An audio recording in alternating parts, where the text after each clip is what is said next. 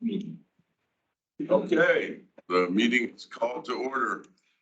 Can we get a quick roll call of commissioners? You are all present and accounted for. Thanks, Steve, but, and we can see that, but they can't hear that, so Commissioner Ward, here. Commissioner Wall, Here. Commissioner Mackey, Here. Commissioner Mankulich, Here. Commissioner Mailer, Here. Commissioner Robbins, Here. Commissioner Rotan, here, Commissioner Seltzer. Here. Commissioner Dawson. Here. We have not only a quorum, we have the entire commission. First time in a while. Please rise and join me in the Pledge of Allegiance. Pledge allegiance to the flag of the United States of America, to the republic for which it stands, Under God, indivisible, with liberty and justice for all. Thank you. Paul, would you like to give us the port safety minute? Sure.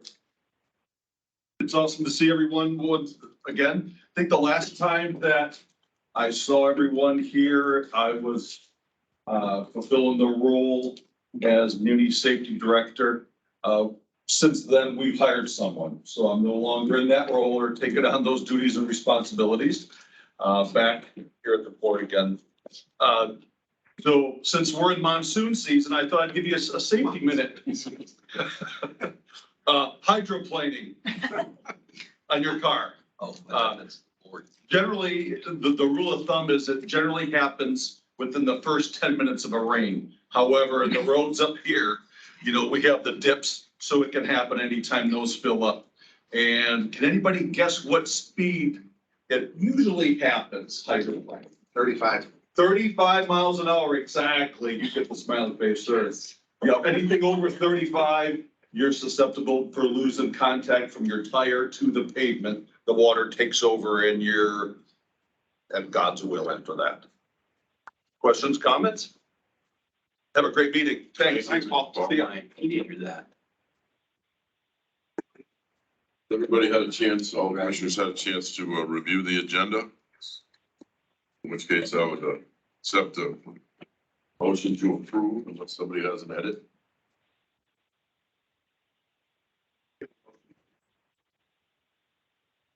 Second. Okay, word. Any opposed? Hearing none, the agenda is approved. Has anybody found any edits to suggest for the previous meeting minutes from April 20th, June 8th, or July 22nd? Yes, this is Steve Rebuttal. Thank you for your indulgence with me catching up on doing the translations on these. Much appreciated.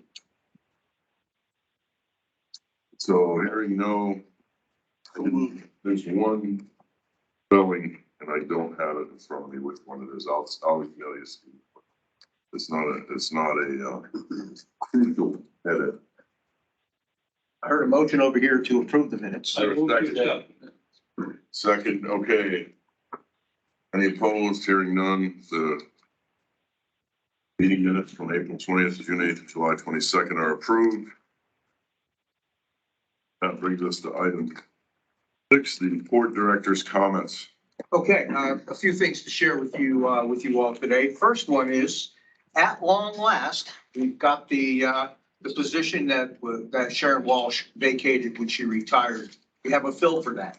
Mr. John Daly, who is currently an engineer with R&M Consulting, is going to retire out of that job and will be starting down here on August the 22nd. So you'll see John at the next meeting, taking on the role that I have been doing an awful job of in the interim. And I'm looking forward more than anybody else is to John getting on board. He's the good news is, because he has been with R&M, he knows the port very well. So there's no learning curve for him to climb, and we're excited about that. He'll come right on board. And in fact, he helped us update section 1 of the tariff for all the information about the anatomy down here and mooring strengths and approach speeds and on and on and on and all that. And John gets the credit for having helped us update all of that about 5 years ago. So looking forward to having him come here. I'm also going to do the PAMP update because David Ames is otherwise occupied there this morning. And well, here's where we are with that. All that is left is for PPM to finish the dredging at the front of the PCT so that we can begin to bring vessels that draft more than barges do into the facility. Their target date to be done, at least the last one they shared with us, is the end of this month, which is a little bit sooner than what we were already anticipating. They are meeting with the Corps of PPM and Jacobs are meeting with the Corps, I think tomorrow, because what they would like to do is provide the Corps the evidence that they've done the dredging so that the transition can happen from PPM to the contract dredging company, which this year is Manson. And once that is done, then it becomes part of the facility that gets the scheduled maintenance dredging that the Corps brings the contractor up to do every year. So, not really, we'll get that part done. But before we actually get to use the facility for petroleum operations, we're going to undertake a flushing of the petroleum lines, the new petroleum lines, in concert with the petroleum users. So that we have to schedule. Everything is in place. The plan is in place. The plan's been agreed to by the petroleum users. And we've got the source of fuel that we're going to use to do the line flushing. Now all we need is to stick a date on the calendar to do it. And so we're working on that right now. I'm going to leave that in Ronnie's capable hands in my absence over the next couple of weeks. Hope to come back and it either be done. Wouldn't that be nice? But I doubt that.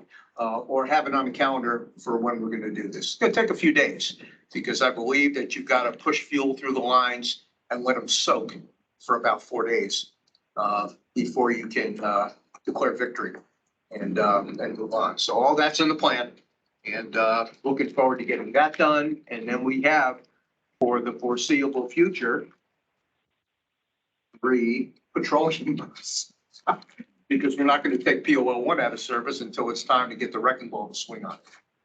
Or it falls into the water, whichever occurs first. Right. Last item, I think, last item on the agenda for me is to let you guys know that, and it was a surprise to me to find out that part of Jacob's scope of work is not to take a look at what has to happen on the land side in order to make an efficient operation on the dock side when the facility is finished in its new location. So that sort of surprised me a little bit. So, and what that requires now is that we put on our budget, our capital budget for next year, the need to do a master plan for the port that helps us figure out how to integrate all the landside transit yards and other alignments to better serve where the new docks are going to be. Because as you know, we're moving them south about 900 feet. Which puts some of the transit yards further north, more distance between them and the dock than what we have right now. It's very convenient right now, and it won't be so much the same later. So that's a piece of the puzzle you don't want to leave out, or you don't want to be scratching your head at the last minute that you've got an adverse impact on operations that you didn't consider. So we're going to get on top of that now. And do that through a master plan. And that'll go out for RFP. It doesn't have to be Jacobs. Jacobs doesn't have to bid on it. It probably won't. But there's a lot of engineering firms out there that do this for a living. So looking forward to seeing how that pans out. Paul. Steve, this is Paul Naylor. Will that have any impact on operations? So we're talking about, September timeframe, potentially actually bringing cargo in by your first timeline. And now with this information, and we still have to do this master plan and ensure what's happening on the shore side. I just want a clear do you foresee any delay of operations before that plan is designed and approved and out there? Yeah, fair enough. Let me try and answer and make sure I heard the question right. For petroleum operations, there shouldn't be any effect, okay? Because the POL docks are where they are and the petroleum lines are where they are. Yeah.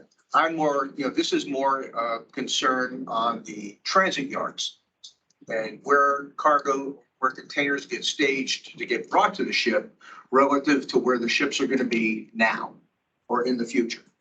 That part needs some, needs some conversation, needs some discussion, needs some expertise to look at it.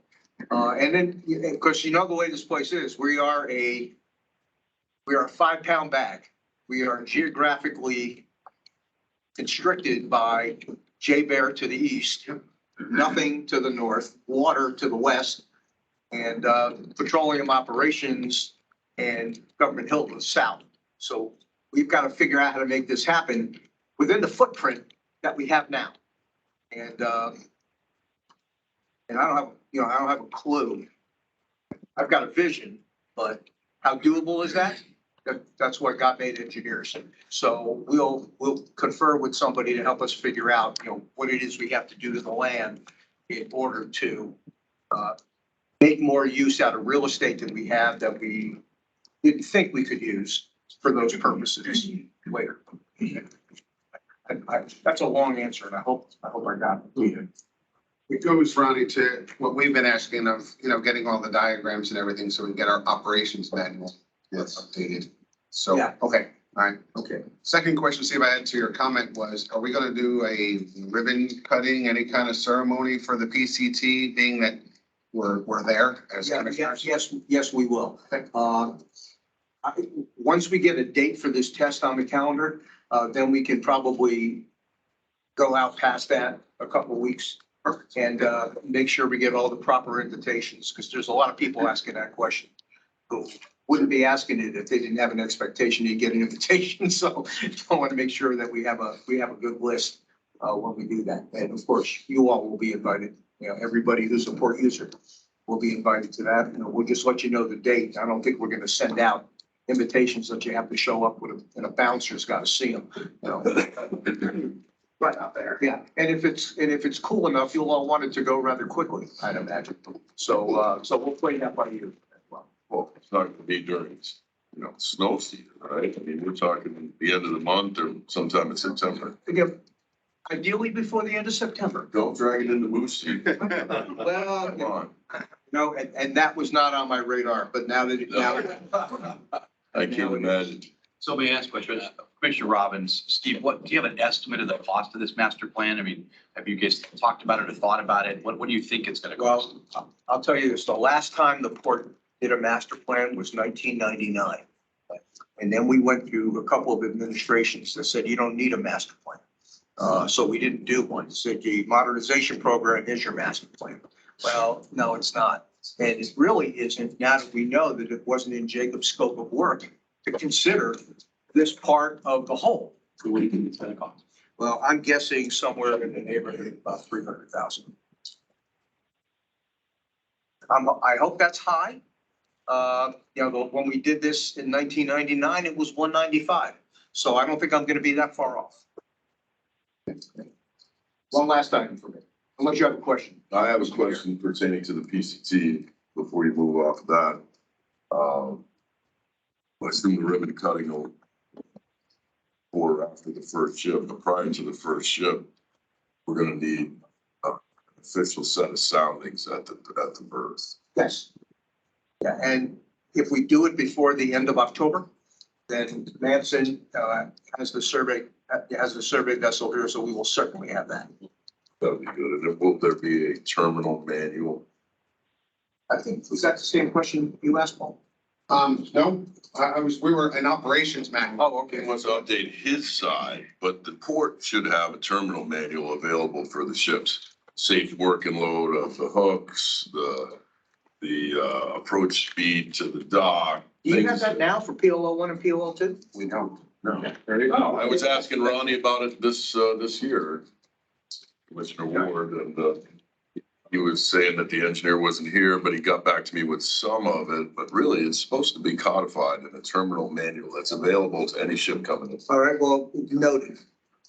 Lonnie, I can share with you what we have kind of as a model and, I can get you a copy of the LES manual. All right. You know, if you want the one from TAPS over there, they've been doing it a while. Yeah, a very common question for mariners arriving here, what terminal manual, what's the, and that we don't have one is a.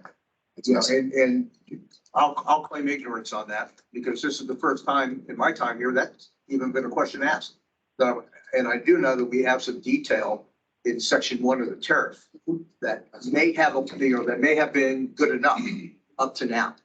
But if this is, if this is something that's a requirement that you guys feel is preferential to what's in the tariff, then, we'll make a note on it to make sure it happens. Last item for me is, and you can correct me if I'm wrong, Mr. Chair, but I believe when we had the special meeting, you had said that, comments from the public to include potentially questions was going to be allowed at this meeting. Correct. Okay. Because we Now, we restricted the last meeting now. As always, whoever wants to make public comment should be signing up. And if you're online, I assume that there's some way to do Well, that. that's what I was going to suggest, okay? If you're interested, if you're online and if you're interested in asking a question or making a comment, please use the chat and put it in the chat. And as first come, first serve is, as we keep looking at the chat, that's how we'll queue you up when it comes time to ask questions. I just wanted to make sure that was on the record. All right, and that's all I have, sir. Any questions from the commissioners for the port director following his comments? Other than the ones already asked. Sorry. That's all right. I guess with that, we can move on to informational items. Item 7, operations and maintenance. Ronnie? Keep this short and sweet. As you guys entered the port, I know Abe's, all these guys been coming around for years. The sand tent has been moved as a part of the PAMP program. So now we can see our neighbors over at Matson even clearer now. And we're gonna set that up as a construction site this time. We'd like to thank our neighbors over at North Star for their assistance in the demolition of that sand tent. North Extension Stabilization Project, we're still doing the yard work out there as far as clearing up all the piling and et cetera, so that they can get that work started on time this spring. And so that's pretty much all I have. Question Mankiewicz. I thought last meeting we talked about the sand tent was gonna be moved. That was Demoed. That was the original idea, and as heads got together, we thought it was gonna be more economical and more efficient to get that moved so that we can get the project started on time in August as far as the new building. So we're gonna purchase another tent for the, And it's gonna be way cheaper than what it was to move it, so. Any other questions for Ronnie before we move on? Brian, engineering matters. So I usually don't disagree with Steve, but I think I'm the most excited person for Mr. John Daly to show up. So, sorry, Steve, I disagree with you there. That's okay, I'm over it. Okay. So they say a picture's 1,000 words. So, this is a map of the port. I've got 2 major storm drain projects coming up next year. I've already got with Tote and told them, we're basically going right through their, what we call their tire shop. So we're going straight through their tire shop. We're gonna go down Tidewater Road, and then we're going to go along the railroad tracks down here. So I don't know if you guys have driven by, the railroad tracks are starting to heave, and so might as well fix it and keep maintaining it. So those are the 2 big major stormwater projects that we're doing next year. The other project that we're doing is you're gonna see electricians run up and down the dock with their doing a heat trace system so that we keep the potable water going during the winter time. So those are the projects that I have. Brian, what's happening with the anode sleds at DO2? So the anode sleds have been, they have been installed and we're waiting to commission. currently right now. Okay, so that was successful. It was a yes. Good to hear. How about the cathodic protection? Which part of the cathodic protection? Any part or all of it? Is any of it working? Currently, it's, we're coming up with plans to coordinate with the PAMP program for their cathodic protection. So how you can think of cathodic protection is you can think of it as a house, right? And so you can think of, petroleum users lines as, the living room. The kitchen is the port lines and the PCT will be, the backyard. You've got to flip the switch and turn them all on together for that to work, right? So currently we are working with the PAMP program and some of the users to get everything bonded together so that all cathodic protection work.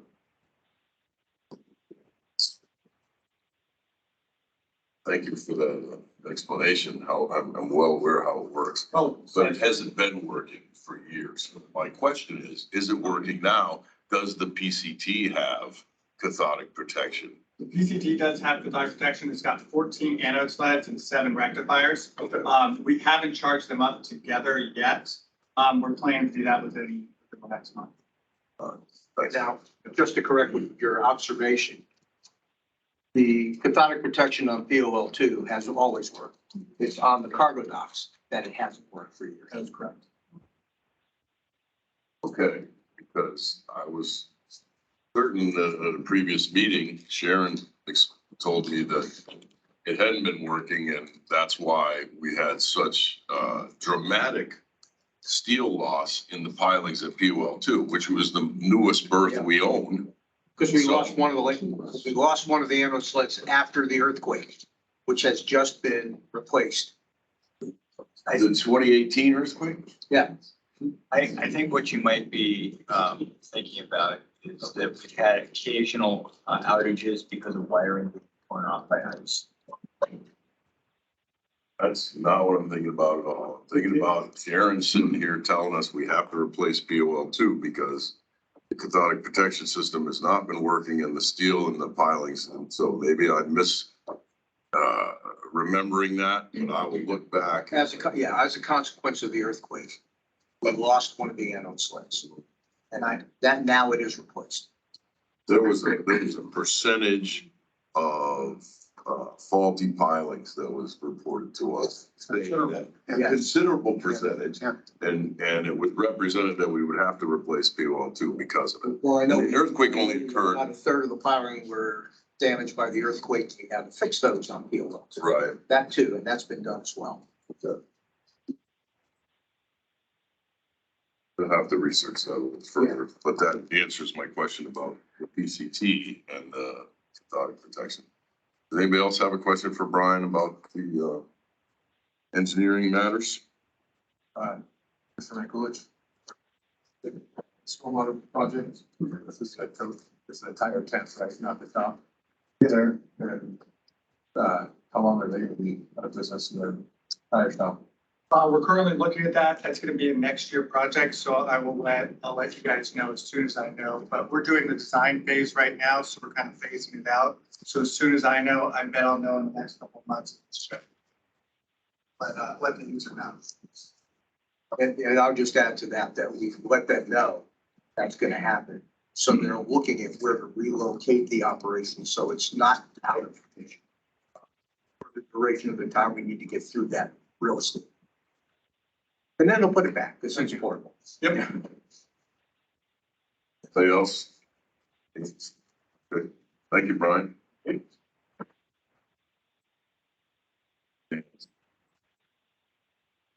So I'm apologizing for the small print. I'm trying to put a lot of information on one piece of paper. So I can go to 2 pages, but I was trying to see if there was any interest in going to 2 pages or if you want to just put your glasses on and read.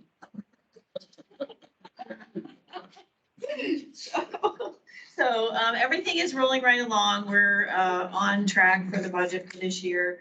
We haven't we've seen a slight improvement in tonnage. So overall, we're doing very well as per our budget projections. The expenses, as always, are lagging only due to the fact that it's seasonal and a lot of work gets done in the summertime. The legal expenses, you'll see $21,000. So that's a direct result of the litigation work, I guess, in appeal. Is that could be that's the reason. So they appealed it on the date. So we don't have much legal fees coming from Safeguard Shaw, which is the attorney's office that's dealing with the PIEP litigation. So, you know, jury, we'll see how things go. We have the budget set up to accommodate services. The MISA payment we'll make next July. We've made it already in July. So your next report that you see will have the MISA payment. That's about $1.3 million, just to be on the lookout for that.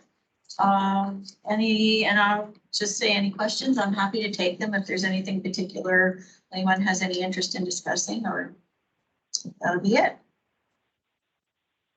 I've got a question. So you talked about tonnage increasing, so how would we know that, looking at the graph here?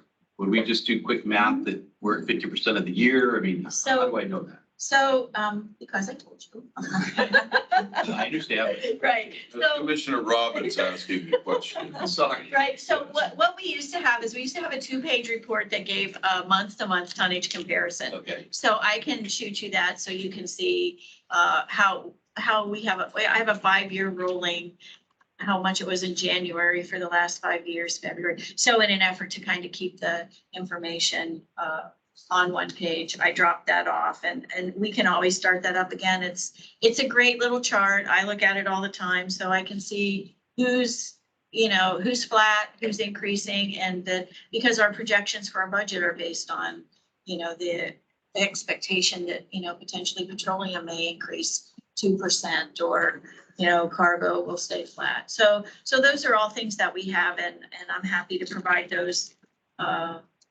as well. But so we know just so far this year, we're ahead of June last year. So, and I can also try to amend this little chart if we want to just do the tonnage report for through June. I can do that too, if that's better information. So the 2021, 2020, and 2019 are all year to 12 months. Your 2022 column is 6 months. So I can amend the chart to be 6 months for the previous year's comparison. So you're looking at apples to apples. If that's a good thing, I can easily do that. I just was wondering, because your projections are year over year, right? Yep. So maybe we should look at 2021 year to date compared to 2022 year to date. Yep. So that we can get an idea of whether we're growing or getting your projection, or. Correct. Because I think the same thing when I was looking at your labor costs since 31, but if that's 50%, I just can't, I don't know. And I pulled off next year because I've been here longer, but. I got it. Yeah, I understand. And yeah, I can make that adjustment for next time, and we can send out, if you want, we can send out the year over year tonnage projection or tonnage actuals. Maybe you can put it on the second page Yes, and we I could can. actually read it. And then you don't need glasses. So there's my answer. And by month is probably too much information, but Well, just year to yeah. date is really Okay. I mean, they think that's how you look at it, right? Is where are we at year to date? So Right. we should probably look at that same number. Okay, I can do it. Well, in that it's the 6 months, it's fairly easy to see Right. right now that we're, not quite there on dockside petroleum. We're not half of last year. We're not half of last year on shore side. Right. And do you have a percentage to goal that you look at? Because that would also take it I don't know, is it busier? It is, Fourth right? quarter So probably. you because just of the can't, divide by holidays and- 12. Yeah, exactly. So that's where they're Right. half. Yeah, so that's why I think it would be good, because you can't just divide by 12 and have every month be the same, Sure. because they're not. So that's why when I look at it so I can provide those comments, but I think that's a great, that will be an improvement for the information. So yeah, it's easy to do. Thank you. Anybody else have a question again? Yeah, but Commissioner Wong, just a question. The cash pool short-term interest, what is that? So we happen to have the resident expert sitting at the table today. Mr. Ross? But yeah, so I can attempt to answer that, Ross, and then you can correct me. Okay, Good. Yeah, that's right, because in theory, Ross normally wouldn't be here. So the cash pool short-term loss on short-term investments is a direct result of the market and the investments that we have in the general cash pool. So like, we have money. The port has green dollars that is a part of the cash pool for the entire municipality, and that money is invested. So when we see numbers like that, the numbers would indicate to us that the investments are, not performing well. So that's a direct result of that negative number. Okay, So, so all those balance sheets, the P and L. So, right, so I think there's, throughout the year, it's up and down. So I would presume that we would look to see things come back, but I'm not sure exactly if that's the best answer, because it. just out of curiosity, Yeah, what is that park in, Ross? right. Yeah. This is Ross Roosevelt. Cheryl, the percentage there, the 5,344? Is that? That's just the calculated, that's just the, The algebra. right. That's just Right. stuff. So I think, it's against the budget, Ross. Yeah, right. So that's why that number looks crazy. But I think the bigger thing would be is just maybe to explain Sure. the loss. Sure, the municipal cash pool is, where the ports, ports unrestricted cash, which is most of their cash resides. And it resides in a cash pool with, other municipal investments, such as property tax receipts. $600 million approximately comes in during June, July, August timeframe. And this money is invested in fixed income securities. It's not invested in real estate, things like that, equities. It's not invested in that. This municipal cash pool is invested for, so we have cash readily available and liquidity to pay bills for the port and to general government. And since it isn't fixed income, recently it's been a poor start to the year with regard to fixed income because of the rise in interest rates. Understood. Now, in the long run, the rise in interest rates is a good thing, but in the short run, rise in interest rates for fixed income securities, the value of those securities, the market value of those securities decreases. We have to book that every month. Okay, so that's the reason mainly for the losses. Now, as rates continue to rise, you might see a little more of that, but as they flatten out, perhaps, then it'll turn around and like I said, in the long run, it's a good thing when interest rates rise for investments. Perhaps not so good for borrowing. So I ask you, Commissioner Robbins, what's your approximate balance of cash? In the cash flow for the port. For the port, well, I'm not sure, Cheryl. So the last time we did it, we had on hand about $17 million. And $17 million, that's in with a, Mr. Robbins, that's in with a cash pool balance of perhaps in May, it's $600 million. Perhaps around September 1st, it's close to $1 billion, okay? And what it is, it's a cash pool that has 3 investment categories in it, and each category has a return. But whenever an equity owner, like the port, invests money into the cash pool, they get the blended return of those 3 portfolios, okay? And so it's like a mutual fund. When you invest in a mutual fund, you're really investing in every security. You get a little piece of every security that's in that mutual fund. You're getting a return. So that's why I call it a blended return. Everybody gets the same return of that cash pool. The amount is just based on your balance. That's right. So Commissioner Wong, just to clarify, so this is reflecting the principal impact of the portfolio allocation, not interest income. Is that correct? Well, this $320,000 here for 22 actuals, probably to date. That's based on your $17 million investment in the cash flow. Yes, but that negative $320,000 is is not a negative. It's just a reflection of appreciated value. Yes, Okay. yes. It's the value, it's the, Adjusted market value Market in portfolio. adjusted market value as it happens every month. Mark to market investment. I guess, Dave, when this line item cash pool short-term interest, it doesn't reflect an interest cash flow, it's reflecting a market adjustment to the principal. It's different in my mind. Right, and that's a long. There's probably some accounting reason why it's booked that way. Right. Yes, and that's a long name, but it's the earnings on your $17 million of investment. Right. Okay.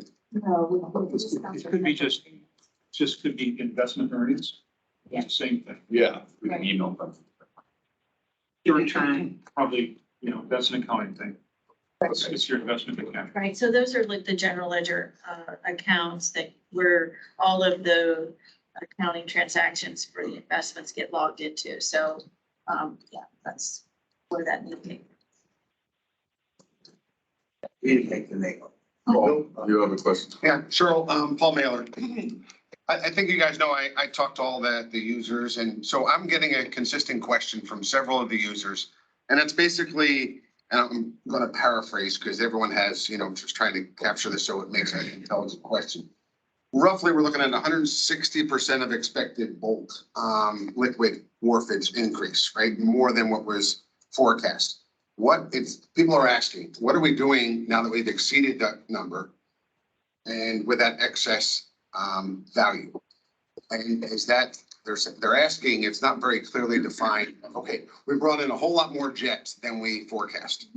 And that made the port a whole lot more money. Where exactly is that going? Should that offset some of the other costs? And can that be captured somewhere when we're looking at the annual forecast of where things are? And we have such a big number like that, as we've had in the past with COVID, with the big jet numbers.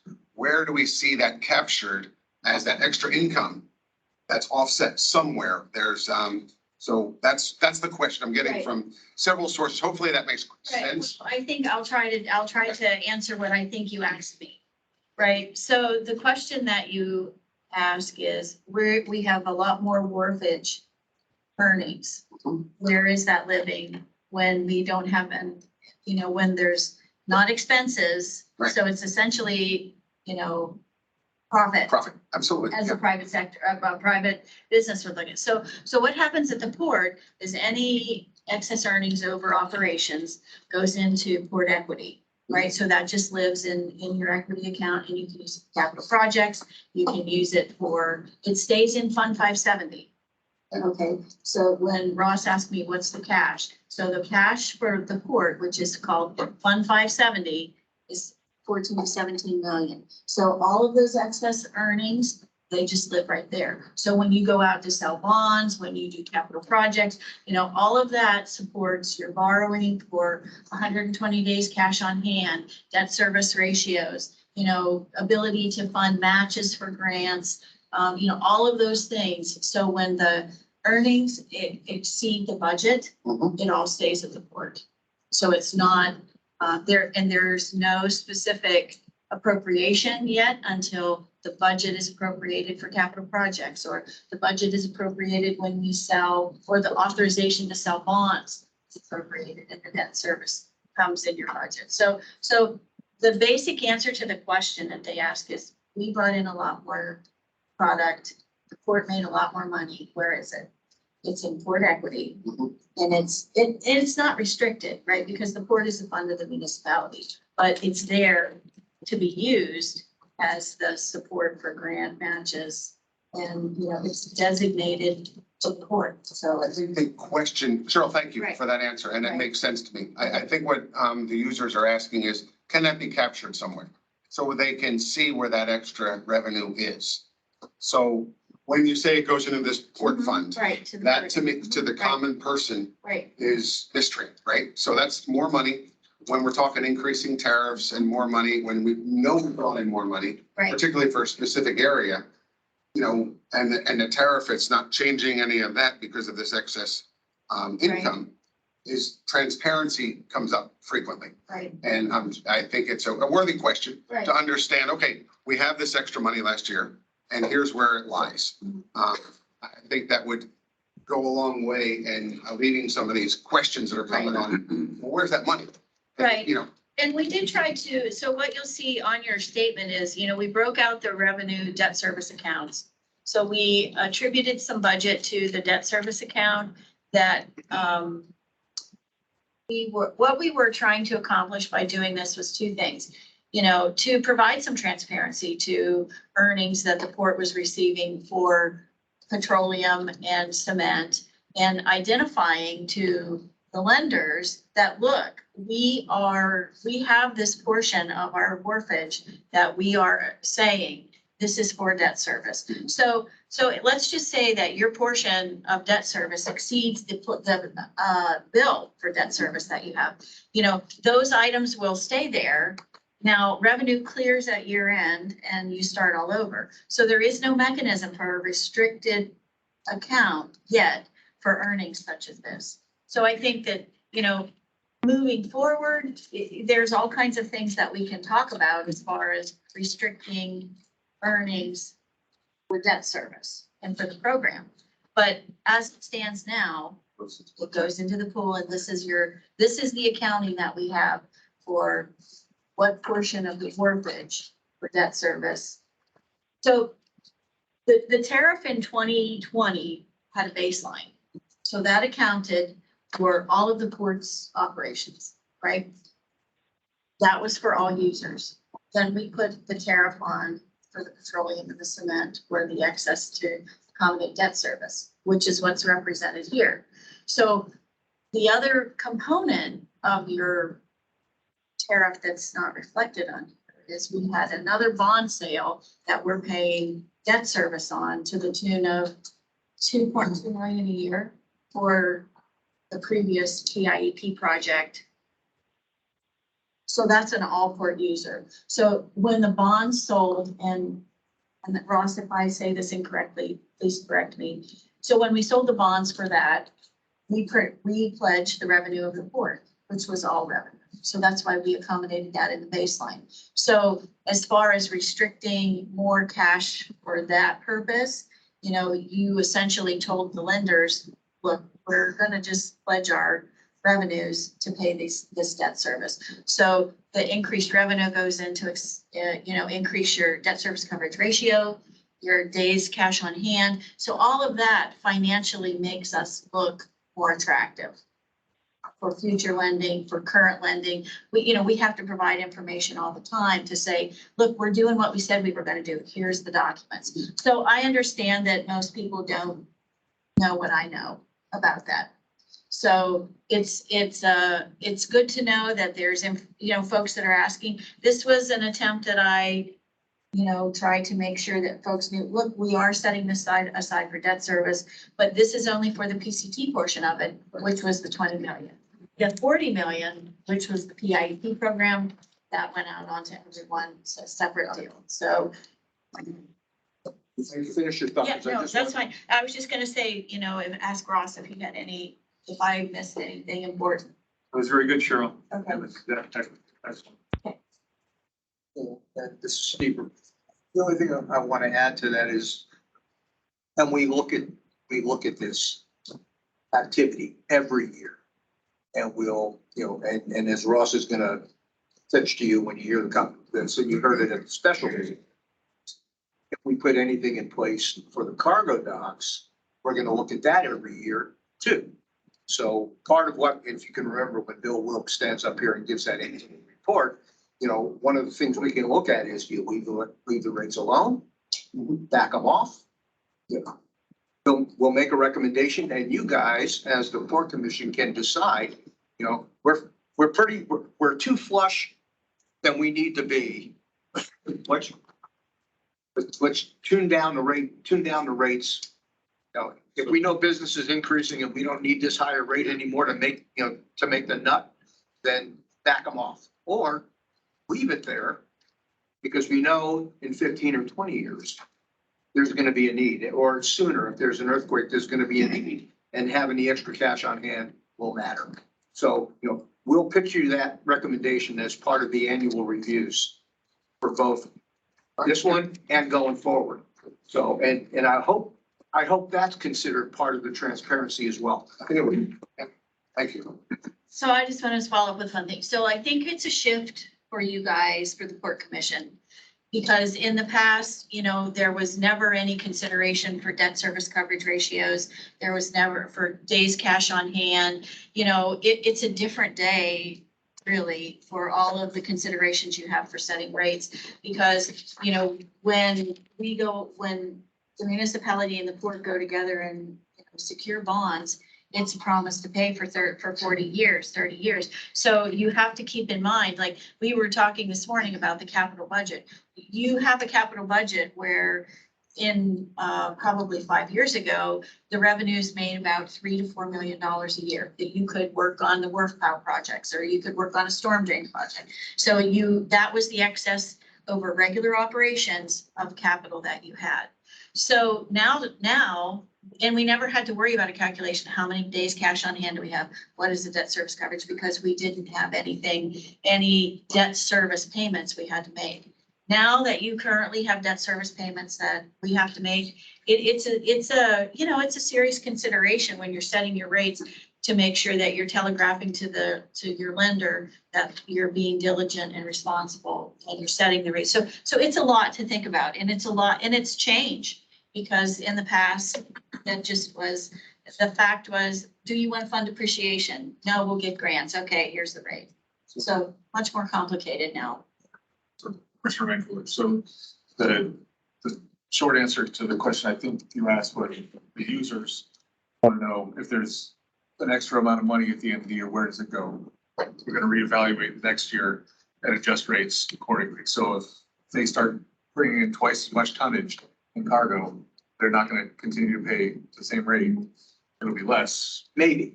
It'll be up to you, right? Maybe So it's up to you. Right. It's it'll up to come all the you. commission. Yeah. But the income is, if I can just, the income has been pledged as security for bonds. Right. Yes. So it's not like we just have the extra income. We have to, the lender, we have to keep our ratios the same and it's a Right. different management. Because even if it's not in the budget and it's extra money, the lender's it's still been pledged as income. Yeah, So at they've the same still. time, if they start bringing in half the cargo, they're going to pay more on the tonnage, right? Correct. Right, that's the decision that will come to the commission, right? So that's why in the big scope of the world, when the assembly added look at this every year in September, October, in the time frame, it was because we were asking for a 10-year tariff. We thought, well, why do we have to do that? But in the big scheme of things, that was really a pretty great addition to the whole rate process, because we have to look at it every year. You provide basically a revenue requirements to parish blessing is what we do. We say, we have all of this, we have to make this discern. What are the rates match up with our projections? So, and one of the things we'll do is we'll take into account the increased petroleum, the flat cargo, any kind of new business. So all of those things will be in the rate review and you'll see it. So, in theory, it should work like a charm. That's the plan. So, Mr. Board, if I may, Paul, as part of your question, Sir Ross Risbel, as part of your question, actually seeing the balance that's there, because we just talked about $17 million there. Because if that's an important part of your question, it's easy for Cheryl to add to the sheet, what the balance is at the end of every quarter. And then you can kind of see as it's growing or shrinking. I think that helps in transparency. I like the answer. I see what we're doing. I think Steve's point, Right. at the year end I think ultimately the users just want to address it. There was excess. We're all well aware of that. Well, it was handled responsibly. Here's what we're doing with it. Here's why. Yep. If that's addressed and checked, I think that would be great. It's just, it's kind of, we've gotten a little piece here, a little piece there, but not the overarching big picture. So I think that'd be helpful in showing a number.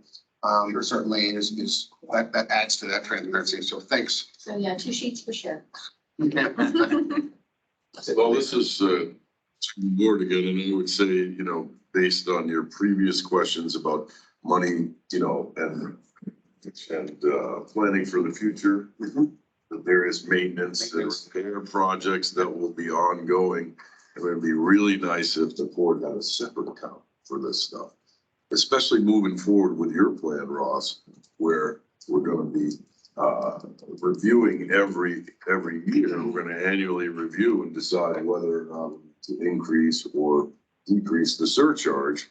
I think the users are owed a transparent explanation of that. So I'm not sure that that's something that's possible as a separate account, but if it's on the sheet, then at least we have it.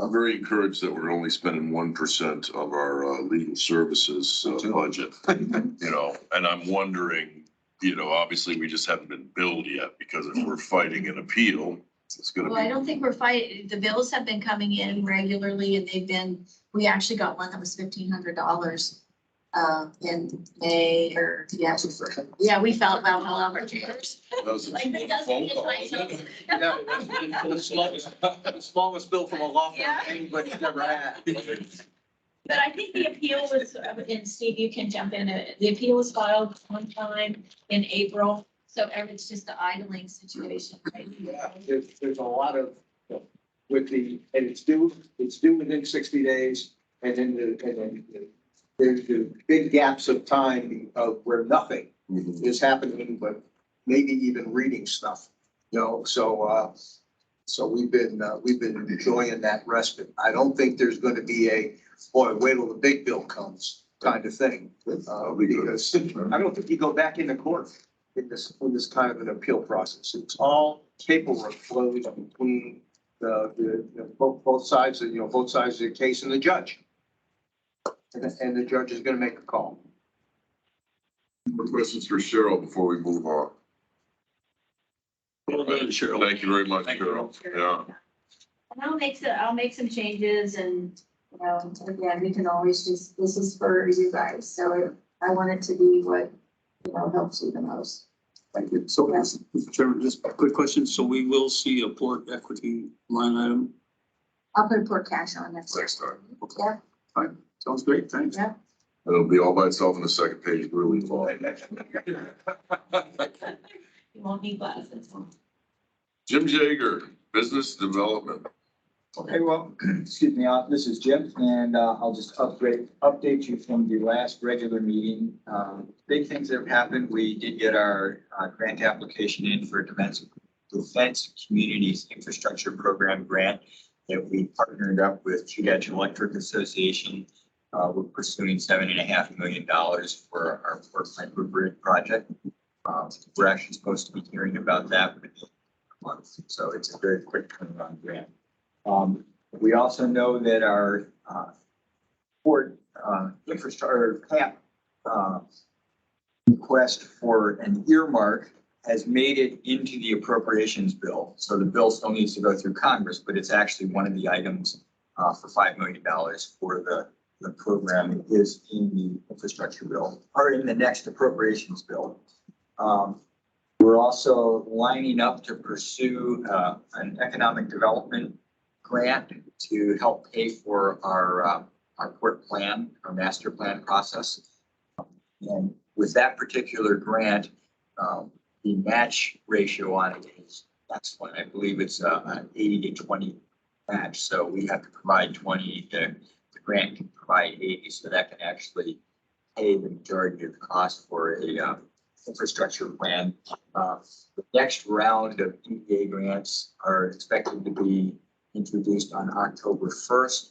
It's first come, first served, meaning there's not a deadline for when you turn it in. And basically open up a pool of money and to give it out until they're done. So our plan is to get the grant application more or less written when the notice for funding opportunity comes out on October 1st. We'll check that and make sure that we're all tuned up for whatever this year's exact wording is, and then we'll submit it probably within the first week or two of October so that it will be at the front of the line.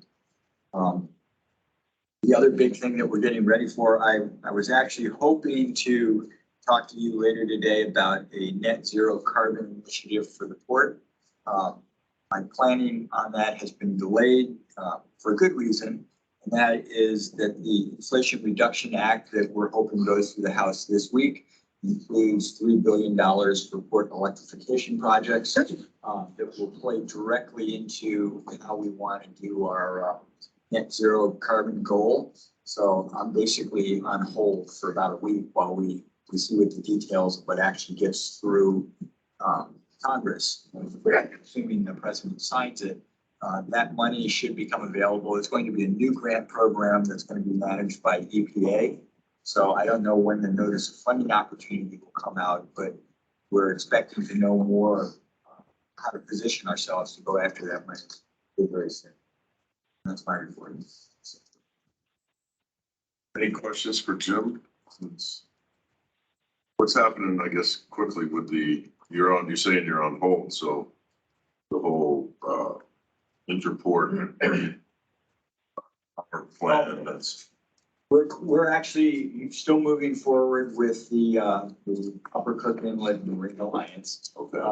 We're actually in weekly meetings with Sandia National Lab right now, and we are basically coming up with the plan for the feasibility studies that they're doing that we'll use to basically move forward with our development projects over at McKenzie.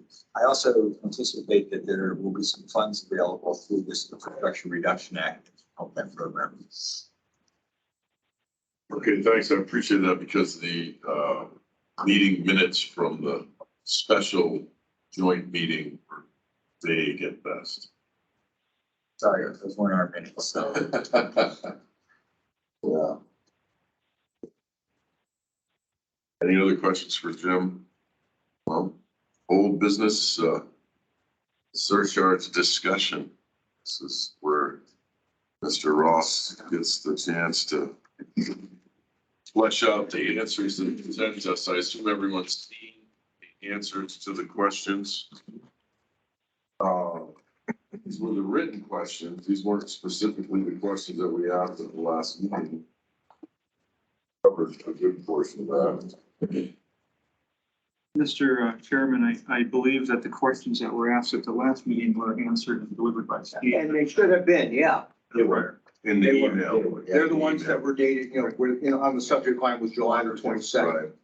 Subsequently, we received these questions, and so I wrote them down and responded Mhm. with the help of some colleagues here, who I'll introduce in a moment. But if, want me to start? Oh, yes, yeah, yeah, sure. Thank you, Mr. Chairman and commissioners and others, for the opportunity to go through this again with you. I have with me on the video, I have several people in the video I'd like to introduce from K&L Gates.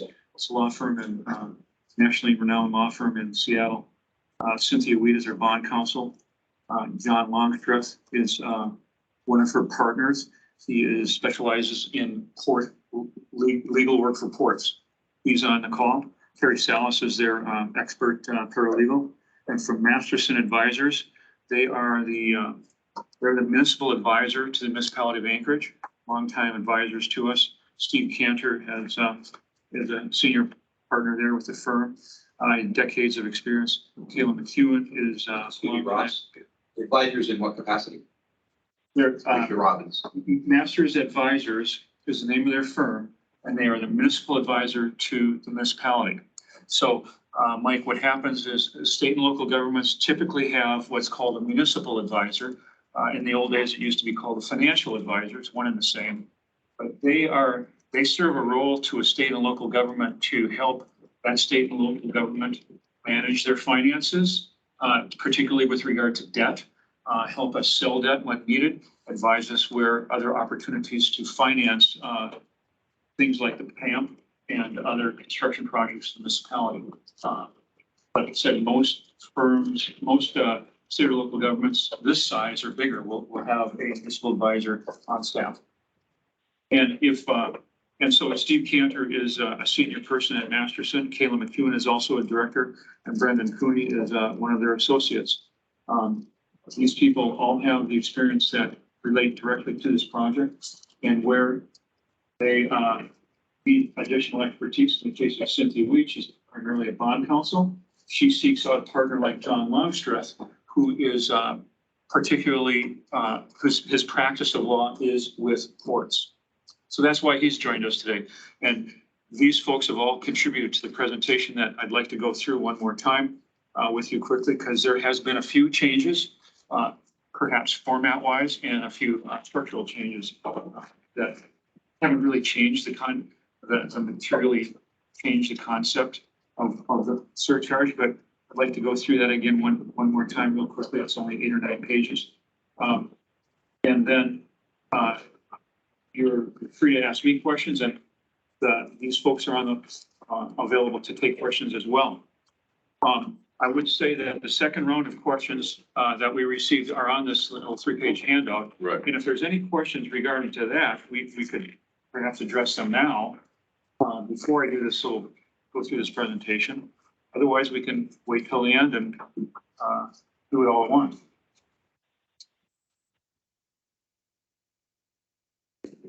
I think that makes the most sense. It'd be easier for everyone. Sure. So if you don't mind, save your questions on this 9 pages and the second set of questions until I've gone through this PowerPoint, and I'm sure Jim's going to show the PowerPoint up there. And then afterwards, certainly make sure the video is available so you can see who's answering the questions. Just before you start on this, Ross, can you had one last meeting? It is summarize what this thing is. Let me go through it page by page, and I'll do that real quickly. It'll make sense. Yep, to this us. makes sense. Okay. It doesn't hurt to repeat something a second time. Sure. But I'm not going to do it quite as detailed until I get to those changes. Okay. So the first page is the introduction, of course. Page 2, that's the PMP cost by phase. You've all seen that. It's still $1.85 billion. Page 3, these are the policy considerations, including the surcharge concept, that are used for the surcharge concept, which is a portion or a piece of our ability to have a plan of finance and pay for it. You've seen all this before, so we'll go on to page 4. Now we start to talk about the rate design of the surcharge concept. First portion here is approximately 82% of PAMP. That's what we're looking at with regard to the surcharge concept today. Bottom part is approximately 18%, and that's phase 3, phase 2A, north end stabilization, the administration building, and demolition of Terminal 3. Those are things we're not doing right now, so we're setting those aside from the surcharge concept today. These were outlined in the last. Right? They're all Same page. Same, Yep. okay. Same page. And the number 2 here at the bottom of page 4, all port users pay that. Right. It's a shared cost. It's a shared cost among all port users. Right. And the top of the page is for the surcharge for the cargo terminal. So if we go to page 5, talking about the rate design and the surcharge concept, and this is where I did make a change here, and that's why I wanted to go through this page. So we're talking about the commodity surcharge calculation here with regard to cargo that crosses the cargo terminal. Now, there's 3 commodities basically come across the dock. It's cement, cargo, and petrol. We're using 2021 actual numbers. Tonnage for cement was 88,000 pounds, 88,000 tons. Cargo tons was 1,634,000. And the thing we did change was we converted tonnage of petroleum to actual barrels, because it makes sense to do that, because that's what the way we've been charging, the way the port has been charging for petroleum. So that's the main column that changed here. Now, we assigned a percentage value to each terminal or commodity, if I may. The cement terminal, we've agreed, is approximately 1.5% of the total amount of the cargo dock that we're talking about at this point in time. And it's not 1% of the 1.5 billion. It's 1% of, a little different category here.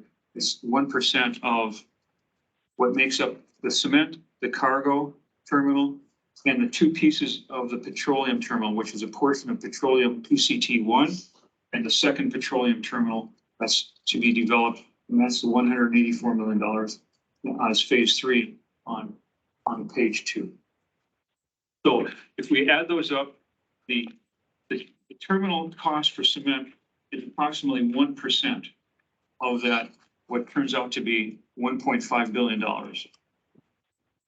72.81% is what it'll cost us to reconstruct the cargo terminal, and that's 72% of the $1.5 billion. Then the remainder of the 100% is 26%, and that's what is going to be is associated with the petroleum cost for PCT, the petroleum cost that's embedded in PCT1, and the petroleum cost for the second petroleum terminal. So, and that, since that all comes across the dock, we sort of divided it into 3 portions. Now, in order to pay for a representative share for cement, cargo, and petroleum,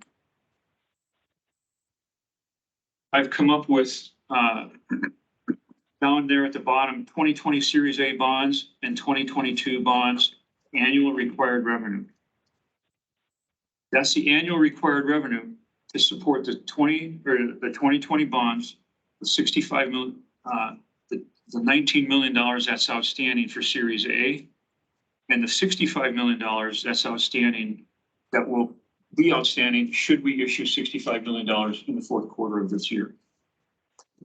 One of the second changes, besides the petroleum converting from tons to barrels, the other change on this page that Farrell and I, after double checking and triple checking everything, Farrell reminded me that the $46 million from Series B that was sold in 2020, that's already embedded in a tariff, right, Cheryl? Yep, the baseline tariff. That everybody pays, because the Series B bonds is associated with the prior PIEP program that is no longer in existence, but we have to pay for it. And so all all port users are paid for that in Series B. So I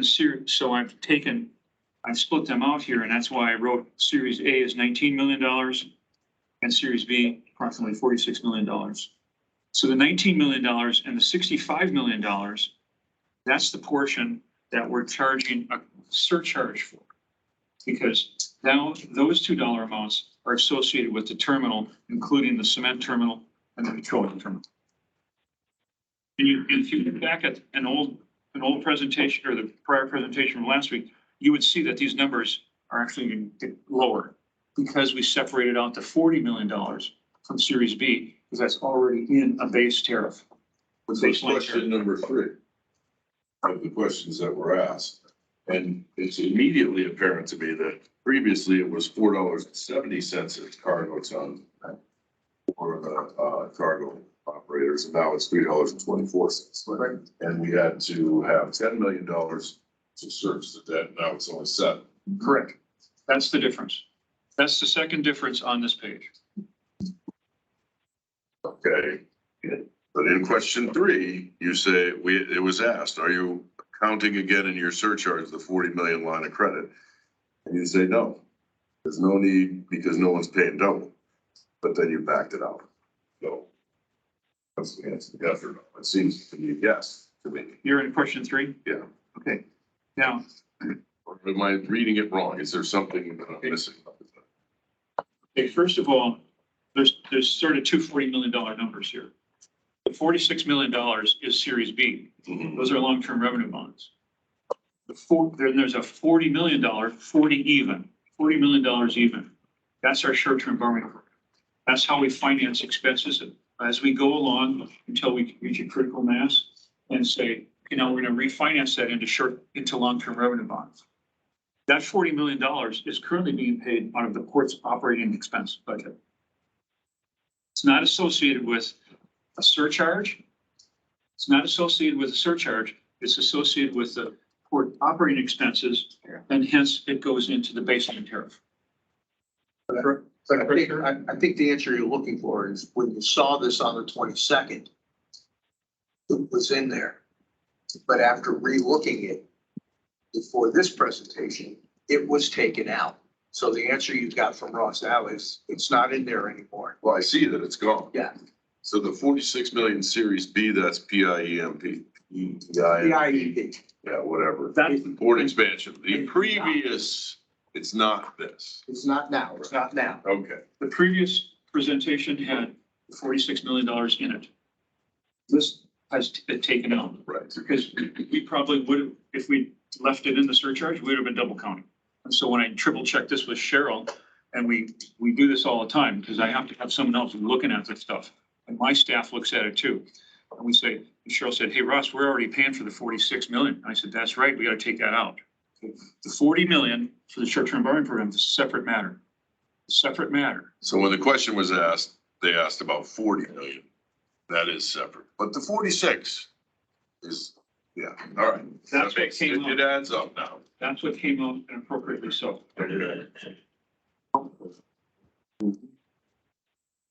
Appreciate it. Yep, thank you. We're back on page 5. So as you noted, Mr. Chairman, the 2020 Series A bonds and the 2022 bonds, the annual required revenue there dropped from 10 to 7 because we took out the Series B bonds for 2020. Those are actual numbers. We know exactly how much it's going to be. Same with the Series A bonds for 2020. We know exactly to the penny how much we're paying. We made an estimate for the 2022 bonds, should we issue those, based on current market rates. Now, the required revenue that we need to have is $7.2 million. And the cement terminal users will pay for 1% of that. So we need to recover from them $76,000 annually. The cargo terminal, the users that pay the cargo, users that use the cargo terminal, I need to generate $5.2 million from them because they're 72% of the whole of those 3 terminals, basically. And the petroleum users, they are going to need to generate 26% of the 1.5 billion, and they need to generate revenue of $1,899,000. And those 3 numbers, of course, equal to 7.2 million. And how do I generate those numbers? Well, I use the actual tonnage and barrels on the first line, 88,000, the 1,634,000, and the 15.5 million barrels. Which is the average from 2021. It's actual from 2021. Yep. Yes, sir. So I know how much revenue I need. So I back into the dollar amount of the surcharge to produce that. So if we need in 2023, $76,000 for the cement terminal, we're going to charge 91 cents. We're going to charge 87 cents. That if you use that middle line, we're going to charge 87 cents per ton, and that gives us $76,000. So I'm using that middle line, 87 cents at the moment. To generate the 5,000,002, I'm going to charge $3.24. I recommend you guys charge $3.24 based on 1,006,000 tons of cargo. That equals $5.2 million. And then our recommendation, actually the calculation here, I might qualify it and say the calculation is 12.24 cents per barrel for the petroleum users. So if you take 12.24 cents times 15.5 million barrels, you'll come up with about $1.9 million. It's within $100. There's a little rounding in there. to the penny. It's not to the penny. And so the sum of those three, of course, is 7.2. Now, that's my calculation to get the required revenue of $7.2 million using the 87 cents, the $3.24, and the 12.2 cents per barrel. Well, it's Now- up here, it's 2023. With the variance factor, it increases. That's when you look at the bottom of the page. Now, remember last couple weeks ago, we talked about a variance factor. No. This actual numbers at the top, on the top line, that's not what's going to happen in 2023. Right. But it should be pretty close because the volumes here have been fairly consistent. Hasn't been a lot of spikes up and down. There's been a couple of the 2009, maybe a couple of years ago, but really it's reasonable to use that estimate for 2023. And so what I did was we discussed this at length with council and John and Cheryl and Steve, and we said, let's put a 5% variance factor in there. So if there's a 5% variance downward, we're going to still be covered. There's a 5% variance upward, well, we've collected a little more. But the 5% variance is for a downward move should the volume not meet what happened in 2021. This is forecasting for 2023. And so unless there's a spike up or down in the future, we'll use the same concept going forward. But we'll modify that were the circumstances to suggest otherwise. So the suggestion here is 91 cents a ton for cement, $3.40 per ton. Cargo. 0.85 cents per barrel. And again, in the notes down there,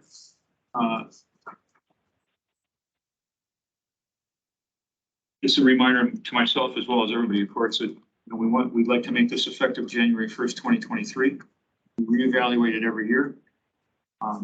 This is based on forecast of required revenue for 2022 bonds, additional debt, and the forecasted volumes up there on top.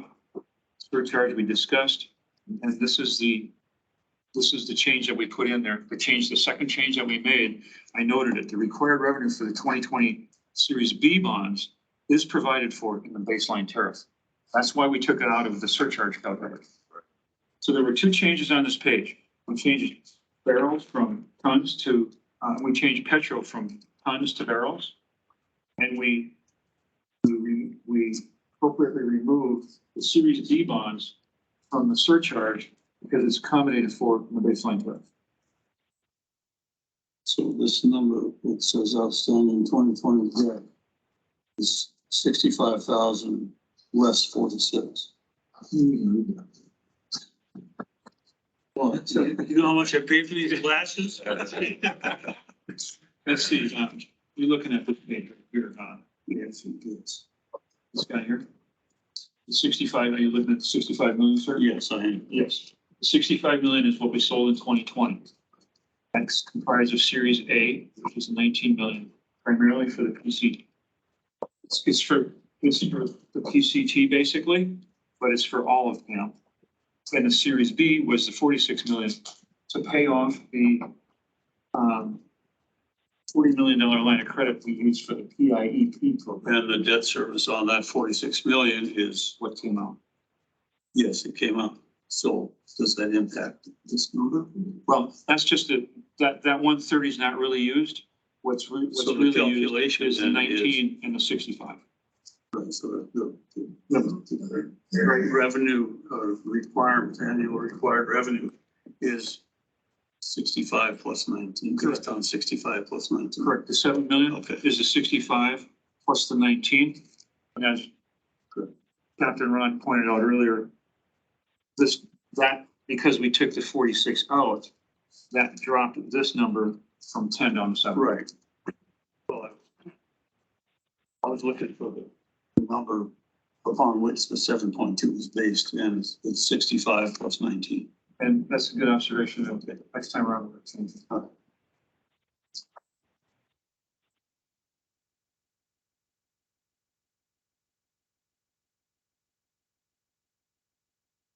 that would be, So the presentation. outstanding 2020 debt would be 19. Correct. Right. 2020 Series A would be 19. That's the way I would know it. And then Series B would be, just put that on as 5. We'll have 19 and 65, which is 84 million. So Abe's, we still have 40, so if you're thinking outstanding debt, you have to count that 46 in there as a total component, but for this calculation, it's taken out of the mix. I understand. Yes, thank you. But the 84 was the number that we proposed when the DCT rule finally decided to build that. That's the number we proposed, the 84 million.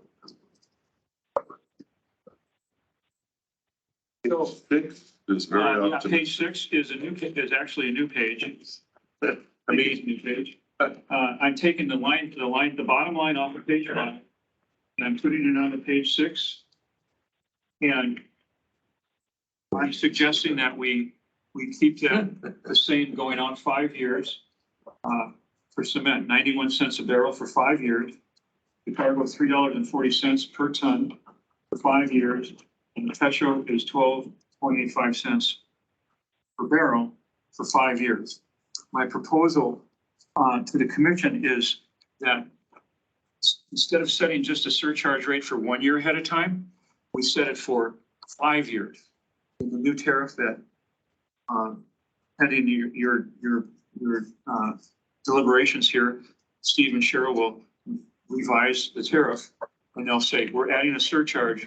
The surcharge is going to be these dollar amounts, these $3 amounts for the next 5 years. We put that in place with the assembly. However, in 1 year's time, we come back to this, will now be 4 years left on this sheet. When we say, what should it be now? Did we have to issue debt and change things? Did any numbers in this surcharge concept change? And so if they do, we'll change the next 4 years and add a year on. So we're always going out 5 years.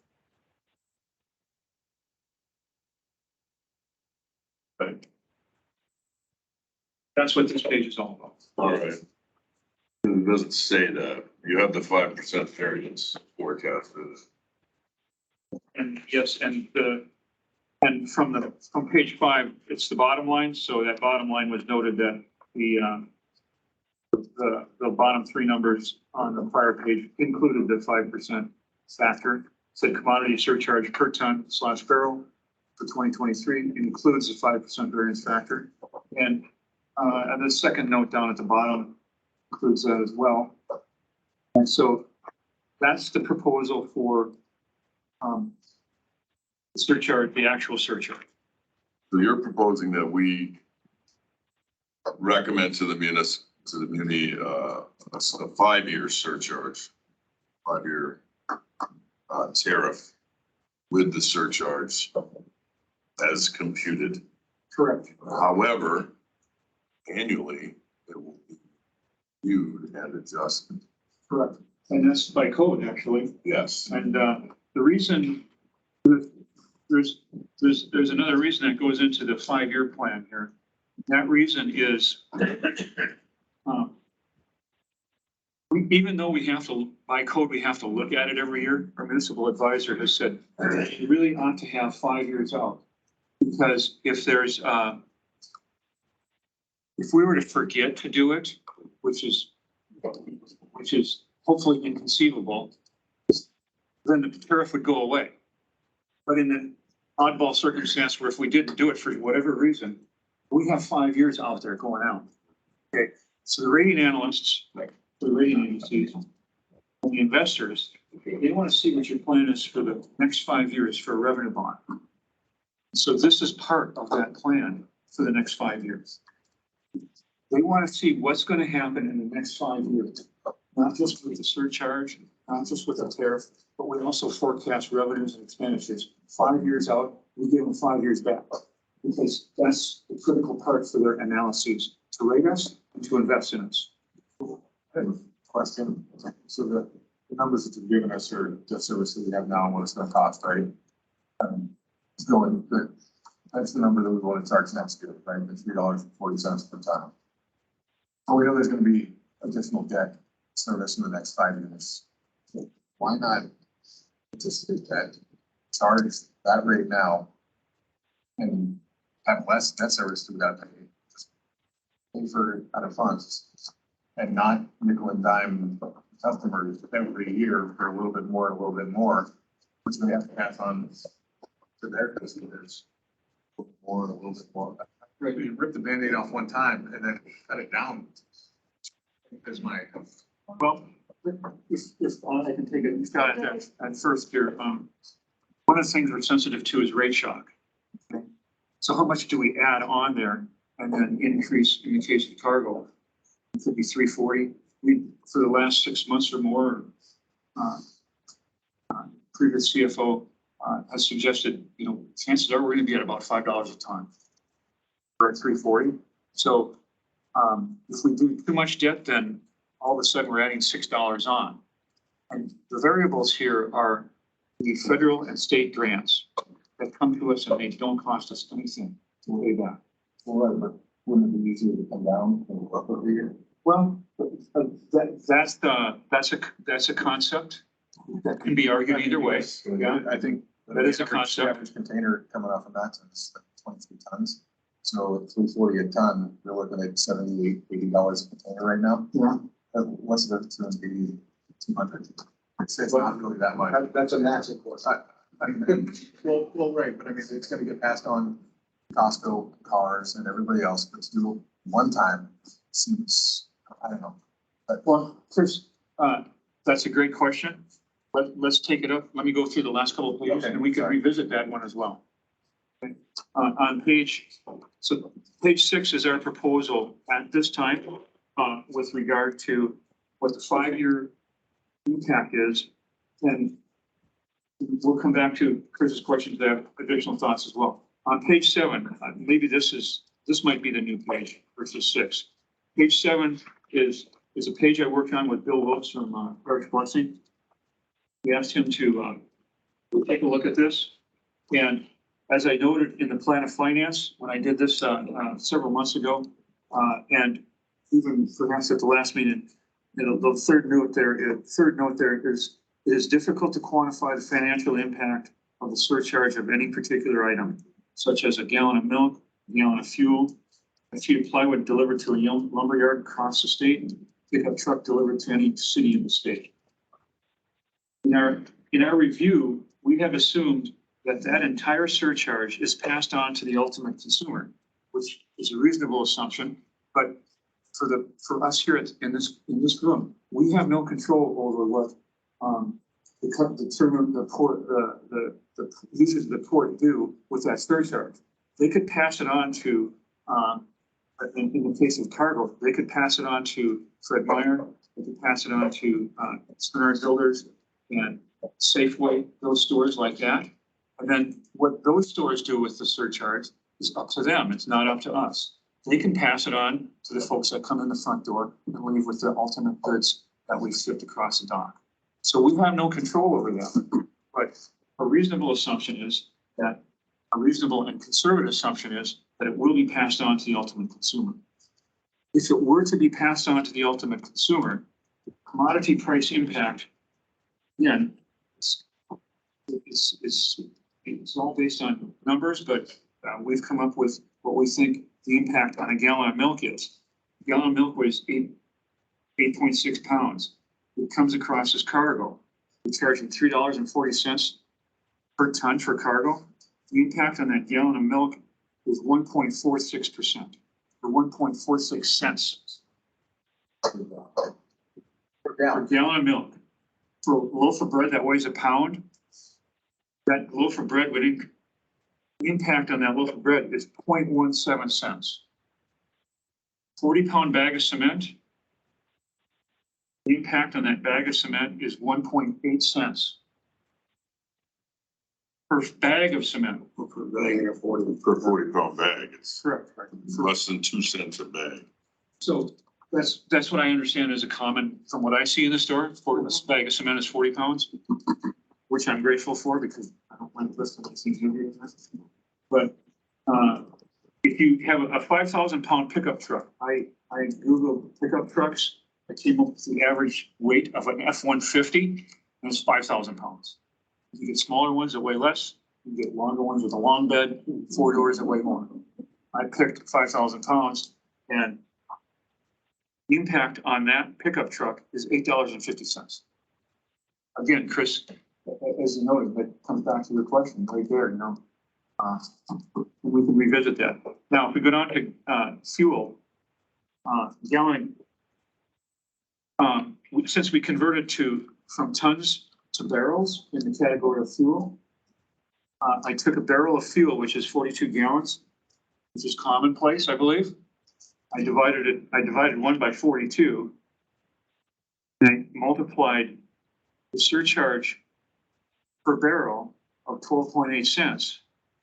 And for 1 gallon of fuel, the impact is 0.3 cents. Now, at the pump. So that's good. Well, it's more than that. There's taxes on that. Yeah, There's taxes on that too. So the tax in there. So let's call it 0.4. It's 0.3 cents, it's not 3 cents. Yeah, it's 3 tenths of a cent. It's less than a cent. Right, exactly. It's a third of a penny. Mr. Chairman, I've frequently been asked this question, and I know that I'll frequently be asked this question, so that's why we added it in here. Because consulted with Parish Blessing, went back and forth in a lot of places here to come up with, to make sure that we're representing what we feel is best. Best I appreciate this because it was asked markedly, what will this cost? What is the direct impact to the people of the state? We've heard all kinds of, Yeah, we have.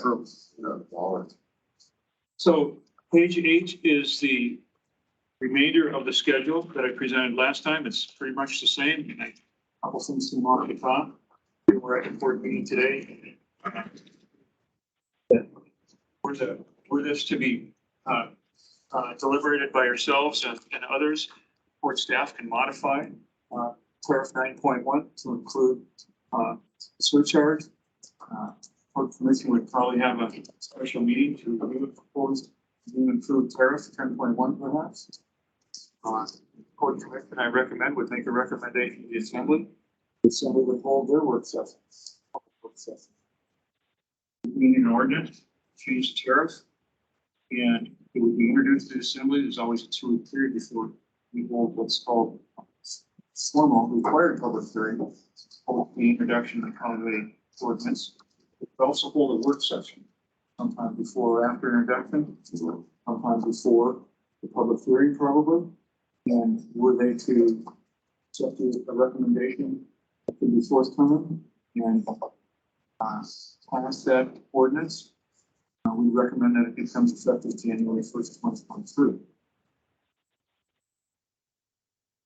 Conclusion on page 3 or page 9, I'm sorry. I mentioned before, courts and enterprise fund and non-regulated utility of municipality and portable landfill covers all of its costs we user fee. Port infrastructure investment costs are typically recovered using a surcharge method.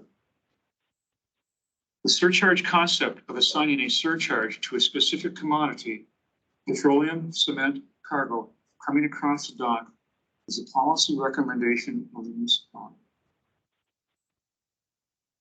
This policy recommendation is based upon uniform pricing, which is the concept of one price for each user of a particular terminal. There's one price for petroleum.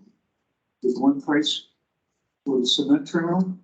We're recommending one price for the cargo terminal.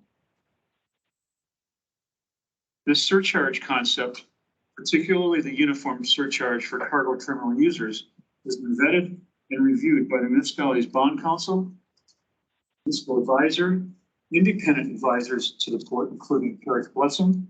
We used to report, what was the other one? HDR report. We looked at that.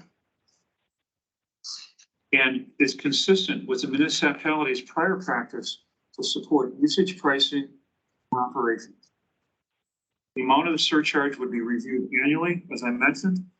In summary, we believe the surcharge concept fair, transparent, equitable, and legally defensible concept. Page 10 doesn't exist, so I want your questions and comments.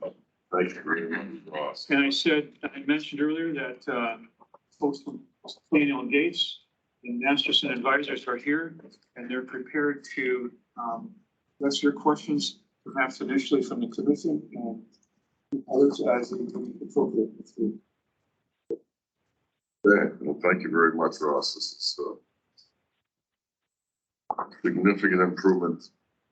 Previous presentation, well, improvements, and it adds the information that we were missing, that we were looking for.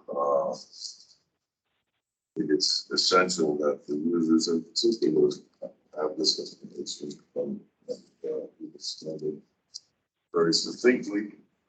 I think to address what Commissioner Manfu was brought up earlier, I wish that I could do that with my customers. Now we're going to raise it to this much because you know this. Why not?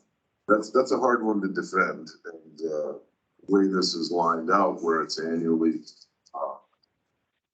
viewed, it's defensive. You can't just say, well, this is what we think it's going to be. We looked at that this much. But what is happening is if we do propose this to the community and they accept it, and we start the surcharge now, we are getting to put money aside. Just always keep. I don't have any other questions other than the questions out as well. Questions out forward to you. So, If I may, Mr. Ward, one of the keys, what they were discussing in one of these questions I saw, with regard to the revenue, with regard to the revenue as a result of the surcharge, it's on the top of page 2 of 3. What do we do with the collected money?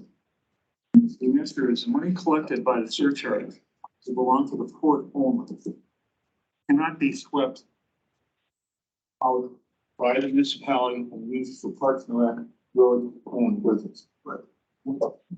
These funds will be restricted by the port for use by the port for 3 purposes. One is payment on the debt service on the bonds. Second one is any surplus over the payment of debt service on the bonds will be set aside in a fund or an account by Faro. And at some point in the future, when that becomes a sizable amount, it will probably be set aside. The intent is absolutely to set it aside in an investment fund for the purpose of rebuilding the port in 50 to 75 years from now. If the life of this port is 60 years, we start to look at rebuilding it in 50 to 60, 75 years. The third use of this money would be is if there were a disaster, say after this is done, this port is on this plan, it's on page 2, it says we'll be done with this in 2035. If there were to be a seismic event or some kind of catastrophe that compromises or impairs the use of the port, we'll probably go to this fund for capital repair of the port. It's the 3 uses of that money. It cannot be used by anybody else except the port. That's a key item. We're doing the same concept with solid waste services with regard to the landfill. It's going to be the river. In 30 to 60 years, depending on how much we recycle and other variables, we need to close those landfill cells and we need to maintain them 30 years after each cell is closed. We have to have an investment fund set up, and we do. The investment fund set up take care of the closure and post-closure requirements. Solid waste services obligation to maintain the landfill. And that's a mirror image of what this investment fund would be for a new port in 50 to 75 years.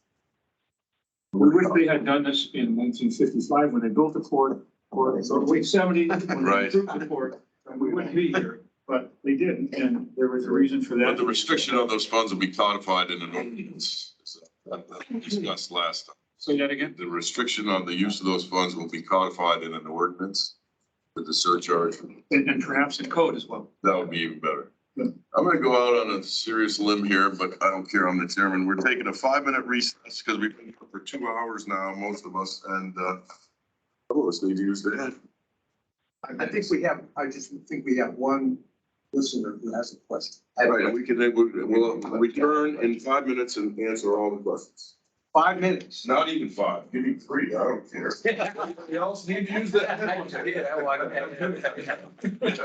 not the chair, you're waiting. Exactly. You can have it. I can just print it. You got it, email. Email the top.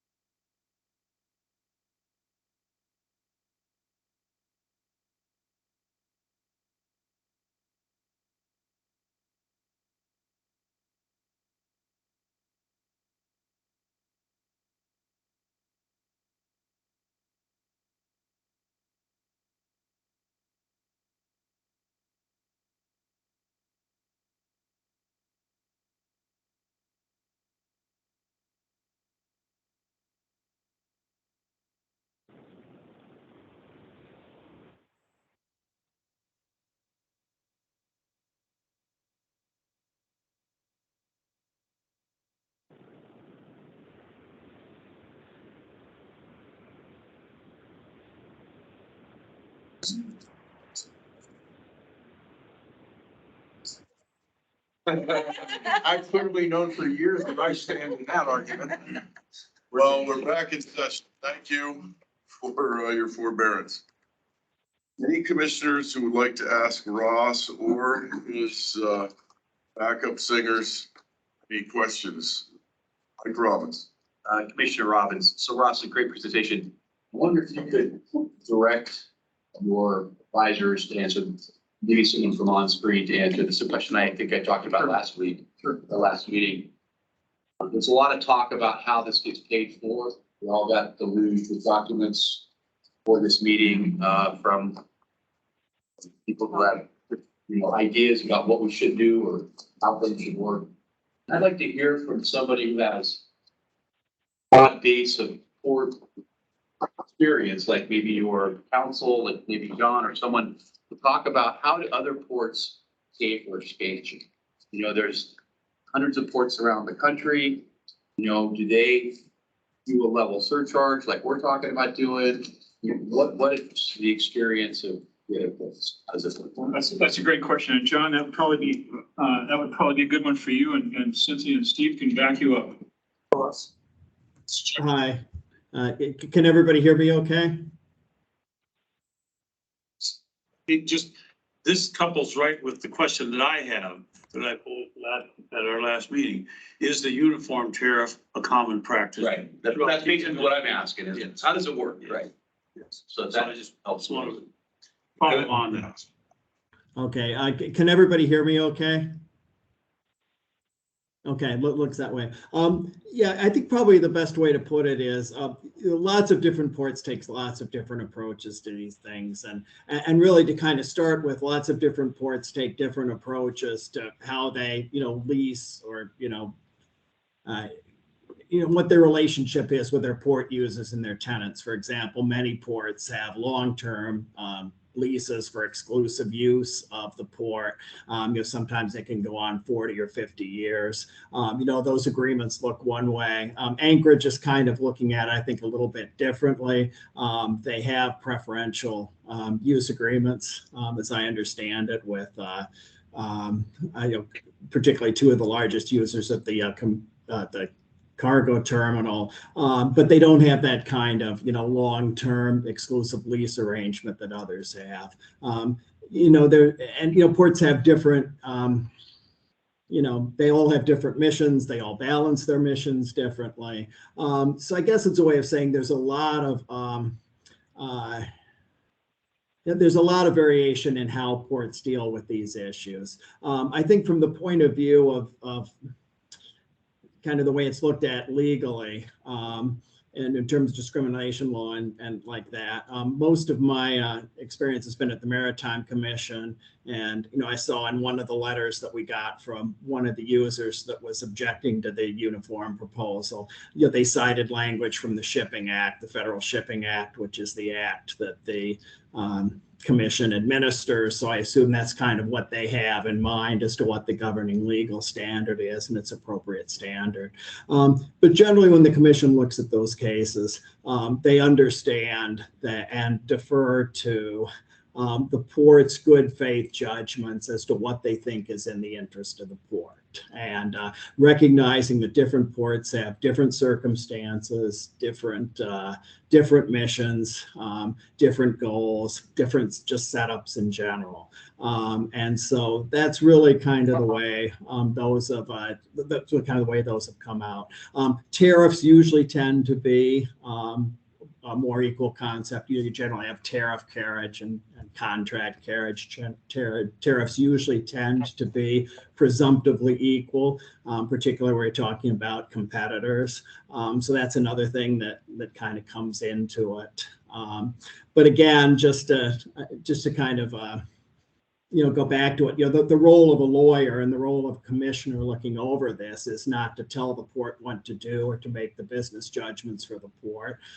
That's for the port to decide. It's for the port to make those judgments as to what they think is in their best interest. And that's just up to the lawyer to advise as to whether that seems to be within or outside the scope of the legal obligations. Could I ask a follow-up question? Sure. Commissioner Robbins? So is it, do I understand then, John, what you're saying is that our mission or our authority as the Port Commission is that the municipality has said, this is how we're gonna charge. Tell us if the tariff is fair or not? I want to be clear, I understand that. I'm just wanted to make sure I was a little confused by that statement. Yeah, I mean, I think what I'm intending to say, and hope I said it clearly enough, you know, it's really up to the port, I think, to determine what they think the best and what they think a fair and equitable way to proceed is. That's really for the port's judgment in the first interest based on its judgment. I think everybody likes to think they're being fair. I think everybody likes to think they're being equitable. I think everybody likes to think they're not unduly favoring one person over another. They're making their judgments. And then the question is whether that decision, you know, is within the bounds of the reasonable discretion that's generally allowed to ports under the law. So, John, this is Captain Ward, the chairman of the commission. To follow that up, then, having served on the Federal Maritime Commission and being an attorney, would you say that the user who put out the letter citing the act, which requires what equitable charges amongst the all port users, to paraphrase, very, would we be liable to suit if we institute what's being proposed? Because that's a concern, obviously. Yeah, I mean, I think it always is. I just want to correct one thing. I've not actually been a member of the Maritime Commission. I practiced before the commission, but I've never been a member of it. And that's a distinction because those people are appointed by the president and confirmed by the Senate, and I've not been. You know, what's the best way to put this? You know, anybody can sue. You know, you see it every day. People file lawsuits. It doesn't take much to file a lawsuit. There's certain, you know, standards that generally apply to whether they're, you know, have a basis or not. And so I think, you know, it's difficult to say, well, if you do X or Y, you won't be sued. You know, if you have an equal tariff, will you be sued by somebody who doesn't like the equal tariff? If you have an unequal tariff, will you be sued by somebody who doesn't like the unequal tariff? I will say the really overwhelming majority of the discrimination cases that I have seen and been involved in have involved differential rather than equal charges. It's just a fact. That doesn't mean that you couldn't, you know, theoretically think of a case where somebody could say the equal charge is discriminatory because we're unequally situated. But just as a matter of fact, most of the cases have involved ports trying to justify differential tariffs or leases or other arrangements rather than equal ones. So, you know, again, I'm not really sure exactly how to answer that question. Could you be sued? You can always be sued. Can people guarantee you'll win a suit? Well, if somebody guarantees you'll win a suit, I've got plenty of judges I could introduce them to that I've been in front of that, you know, can you know, engage in, you know, unexpected decisions. You know, is it a judgment that this proposal falls within the discretion that's generally given to a port? You know, based on what I've seen so far, I think it does. Doesn't mean it's the only solution, but I think it's a defensible solution. Thank you. Yeah, I agree completely. Anybody can be sued, and certainly not afraid of that eventuality. Just was wondering in your experience if that, but you answered in some attorney fashion, actually. Well, I know that's intended as a compliment, so I'll take it as such. Yeah, anyone else have a question for any of these folks? Aaron, you had your hand up before. No, I was just going to clarify that which Ames was expanding to. So, no. And the question's been answered. Okay. We have one question on the board. What's that? There was one question on the board or. And I think it is our comments. Is Art a commissioner? Well, We're not at that point yet. okay, Yeah, I think we're doing commissioners first. Yeah, we're not gonna be on public comments till after we get through with this, so. Now, if I may, Ron? Yes, please, Ross. I mean, you've sort of introduced these folks, but if there's anybody else that we need to hear from on the specifics prior to a question from the commission, please be happy to introduce them again. Sure. Now, Chris, Commissioner Chris, Manchulich has, Steve Cantor. Chris asked a question earlier, why don't we just charge a higher rate? Because, I think they're looking at this and maybe they're not getting rate shock. Maybe we should charge higher because maybe we're going to sell debt in the future. I have a comment. I have some further comments on that, but do you want to talk about that with regard to your advice about selling debt? Yes, good afternoon, commissioners, and thank you for giving us the opportunity. As John alluded to, and I would certainly agree, there's no one right way to set this tariff.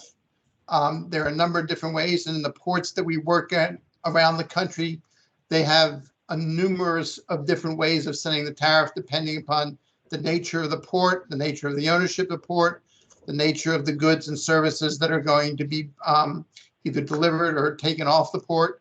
So there's a lot of different ways, and we look very carefully at what the Port of Alaska's operations are in connection with trying to put together this proposal. There are a number of different ways to do that. We just think that this proposal is the best one, but not the only one. To answer the commissioner's questions, we could have a large balance. That certainly would make the bondholders happy if we put more money up front. But we wanted to try and minimize the disruption to the consumer on this process and also try and set up a regular pattern of changes to the tariff because we think that at the end of the day, that's the most equitable way, both in terms of the customers of the port and the ultimate end users of the goods that go over the port's services. Chris, does that help you out there a bit? Yeah, no, I understood what you said. I just know that it makes everybody's job more difficult to go every year and say, hey, it's more, instead of just for a little bit, and we're gonna catch up to that point, right? Because there's gonna be more debt service and. Yeah. So. Yeah, and one of the things I might add, Chris, is on page, it's on page 4. Remember the top half on page 4 is section 1. That's what we're looking at right now. It's mainly the terminals, the 3 terminals, not the north end extension, not the demolition of 3, because that's what's going to go across all users. So the bottom part of that page 4, that benefits all users. So all users will pay for that inside the baseline tariff, okay? Outside of the surcharge for the debt, but we'll probably have to issue debt for that, but we're not at that point yet. So as Steve pointed out, it's like sort of as less disruption as possible right now. And if we are successful in achieving our goal of getting as much free money as we can, it reduces the amount of debt that makes up the gap at the end. And so there's the bonds are the most expensive. The free money is the grants, and in between are some federal programs that are called low interest rate loans. Yeah, no, absolutely. Yeah. I just know buying a house on a 15-year note is better than buying on a 30-year note, and that's, and by pushing it out, the more bonds that we have to sell instead of just maybe charging, for it up front and not financing that money seems like seems better for the taxpayer at the end. Yeah, You know what I mean? okay. One of the things that you're getting at is, I think that I may have missed is, you're talking about the additional funds above what I'm proposing here could be used for the capital improvement of and maybe lower the debt. What I'm proposing here is that all that money, whether it's above and beyond, no matter how much it is above and beyond the debt service, that stays in a restricted fund for those 3 purposes I outlined earlier: debt service, put it in the investment fund to rebuild the port in the future and to make any improvements in a disaster once the port's done. It's not meant to collect money for the construction project today. That might be a little, the difference that I maybe missed earlier. Right, yeah, no, I understand what you were saying with that, but paying for it in advance. Yes. And So, and as Steve pointed out, there's a lot of ways to do this. Right. And that is perhaps even one under alternative. and and I know with cement and petroleum and all those, that can go up and down daily, right? Like, I mean, they're gonna deal with it, but when Masson and Toad have to call cars and say, hey, now it's going up again, it's going up again, it's going up again, like it's a broken record, right? Like, as opposed to going up one time, there's one adjustment, or maybe two, but not every year for them. And that doesn't affect me one way or the other, but the users might even go for, hey, let's just do, 5 years out, where do you think you're gonna be at? Well, let's charge that for the convenience of them and everybody else. Like, I don't know. But That's one of the questions we had, Mike Robbins.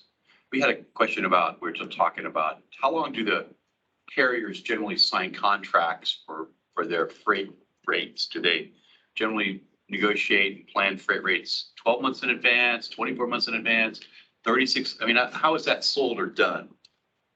Well, that's a question that we can't answer here. We would have to bring in somebody that's, on that side. And I don't think it pertains particularly to this discussion, because we're asking these folks who came up with this.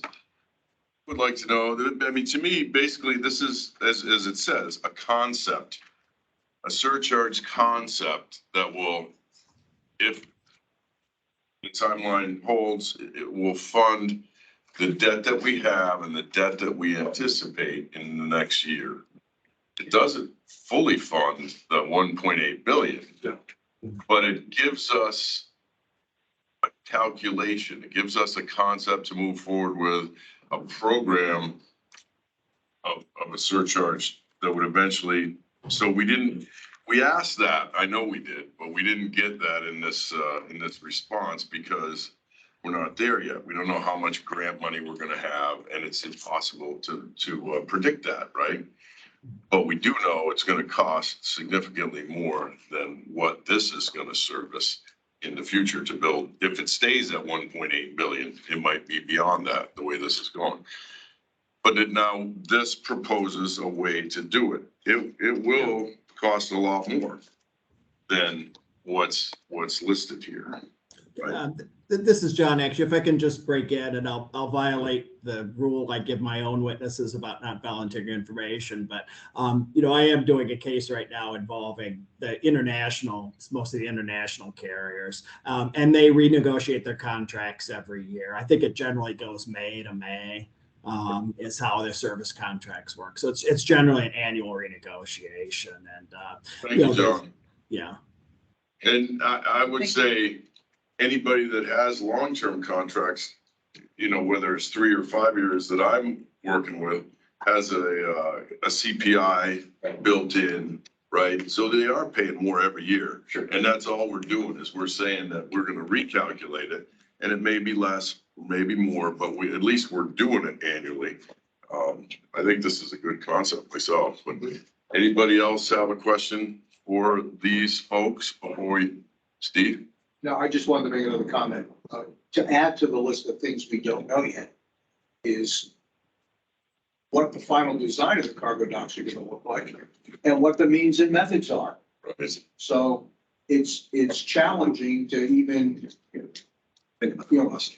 put all your money on the fact that we're estimating $1 billion for the cargo docks. It may be less than that. And what the terminals are gonna look like compared to each other is still to be determined. Well, and where are we with the design percentage? Apparently in the mini meeting held in the men's room recently, it was discussed that design percentage is at about 30%, So we might be looking at significantly higher So you're just like officially. You know, if there were four of you in there, we have to have. Board those, yeah. We had a municipal chaperone, so we were good. All right. We're not voting on this today, right? Ron, if I may point No, out. I don't have any indication that we would need to vote on this today. I mean, let's see where we go, but it's not on the agenda to vote on it. I just want to make sure I have like 2:15, I have to go. Okay.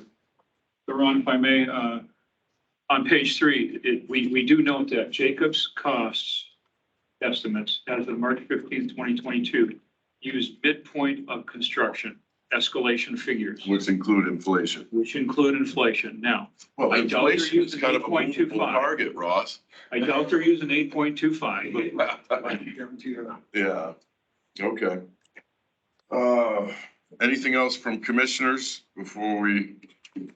All right, I'm gonna swing from item 8 into item 11 to allow for public comments / questions while we have these folks online. Great. Yeah. It doesn't make any sense to go and talk about zero emissions right And it sounds like we have one. now. Only one question? So far. The one person who's asked it, okay, who's that? Art, obviously, yeah. Hi, Art. You have the Hello. floor. All right, great. Thank you for taking my question and for the updated presentation, Ross. I'm Art Darlene. For those who don't know me, I work for Tote Maritime. I'm the vice president and general manager here in Alaska. Really, I think this is for Ross and your team. The last slide indicates the recommendation that was put forth is based upon uniform pricing, which is the concept of one price for each user of a particular terminal. So the PCT is considered one terminal, but rates are being set based on the infrastructure needs between petroleum and cement.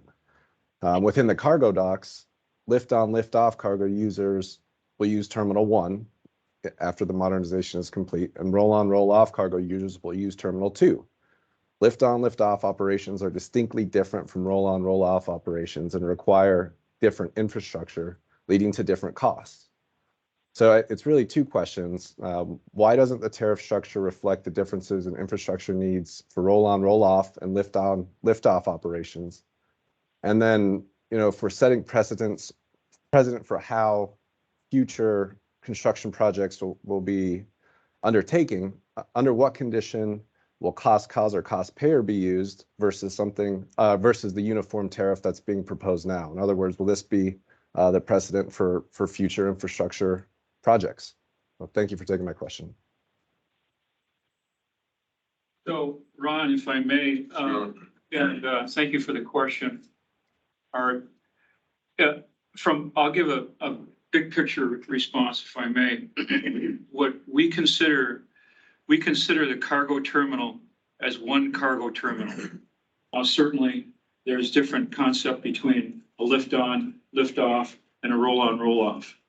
But we're building a cargo terminal for the transport of cargo across the dock. And we welcome shippers to come and use lift-on, lift-off.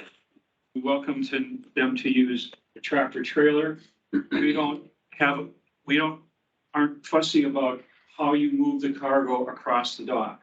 We're building it to accommodate those two as well as other situations that might arise, including military needs. Now, I'd welcome John to carry on with that. And before we do that, we're looking at whoever uses that cargo dock is going to pay the same per tonnage charge. So John, what can you add to that? First, I can take on move. I don't really have much to add on it. I mean, that's the judgment that the port has made based on its view of what it wants to do with the terminal, the various uses of the terminal, and the fact that it has to create the terminal so that it basically is useful in domestic and international shipping for decades. So, my understanding is that while the port considers, the input of the current users, the judgment on what to build as the ports, the judgment on, what to include, how to include. I mean, that's really, it's the port's terminal. It's not the user's terminal. And that the port has determined that this approach is going to be the best way for it to engage in the long-term planning for its needs and the municipality's needs going forward. Say, Art, if I may, you had a second part to your questions, and could you repeat that second part? Yes. So really in the future, for future projects, under what condition will a cost payer model be used versus a uniform tariff? And Ross, I'm sorry, just while I have the floor, is it okay if I follow up to something you just mentioned, just a quick one for clarification? So my understanding to this point is that the cost of each terminal, and I know the design is not finalized, but the cost being proposed in the presentation that put forward had Terminal 1 costing more than Terminal 2, largely based on the fact that it was wider for a lift-on, lift-off operation to support larger cranes and things like that, while Terminal 2 would be primarily used for roll-on, roll-off. So what you just said, and I just want to be sure I heard you correctly, is that this proposal assumes Terminal 1 and Terminal 2 will have the same capabilities. Is that correct? Well, while the design advisory, I'll take that out. While the design advisory board hasn't met yet and seen what Jacobs is going to propose for Terminal 2, if I were king for a day, the answer would be yeah. We need as much flexibility as possible to be able to provide a structure. Wants to call here, regardless of whether they're the current tenants or tenants in the future. My concern is I never liked what we had before because it leaned more towards a proprietary design than it did against something that was functional for just about everybody. And as the representative of the municipality on this committee, I've got to take the long view with respect to what it is we design and construct be usable by anybody in the shipping industry. And the commission needs to take the same view. Absolutely. We have to represent the people of the state of Alaska and more importantly, the people of Anchorage, and we're on the commission to do that.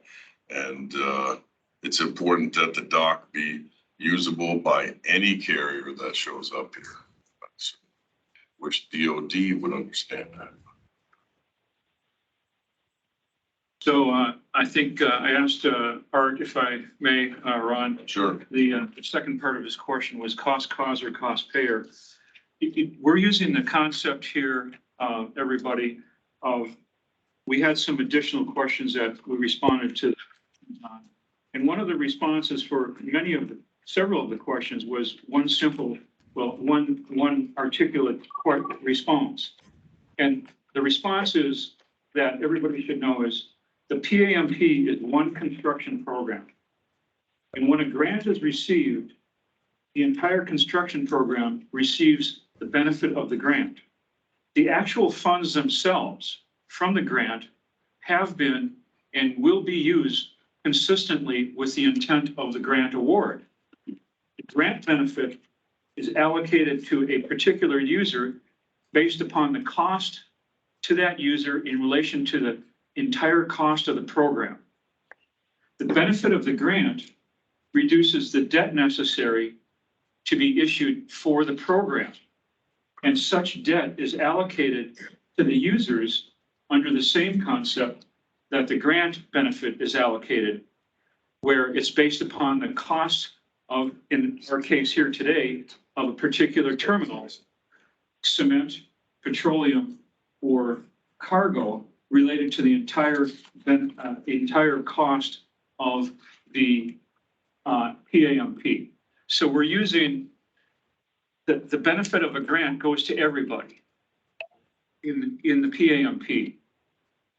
So that if we get grants today and we use all those grants to pay for the PCT, and and one part of, the PCT and the petroleum terminal too, and we don't get any more grants, well then, the PCT users and the petroleum two users, they don't have to pay a surcharge, and the cargo users pay for everything related to debt afterwards.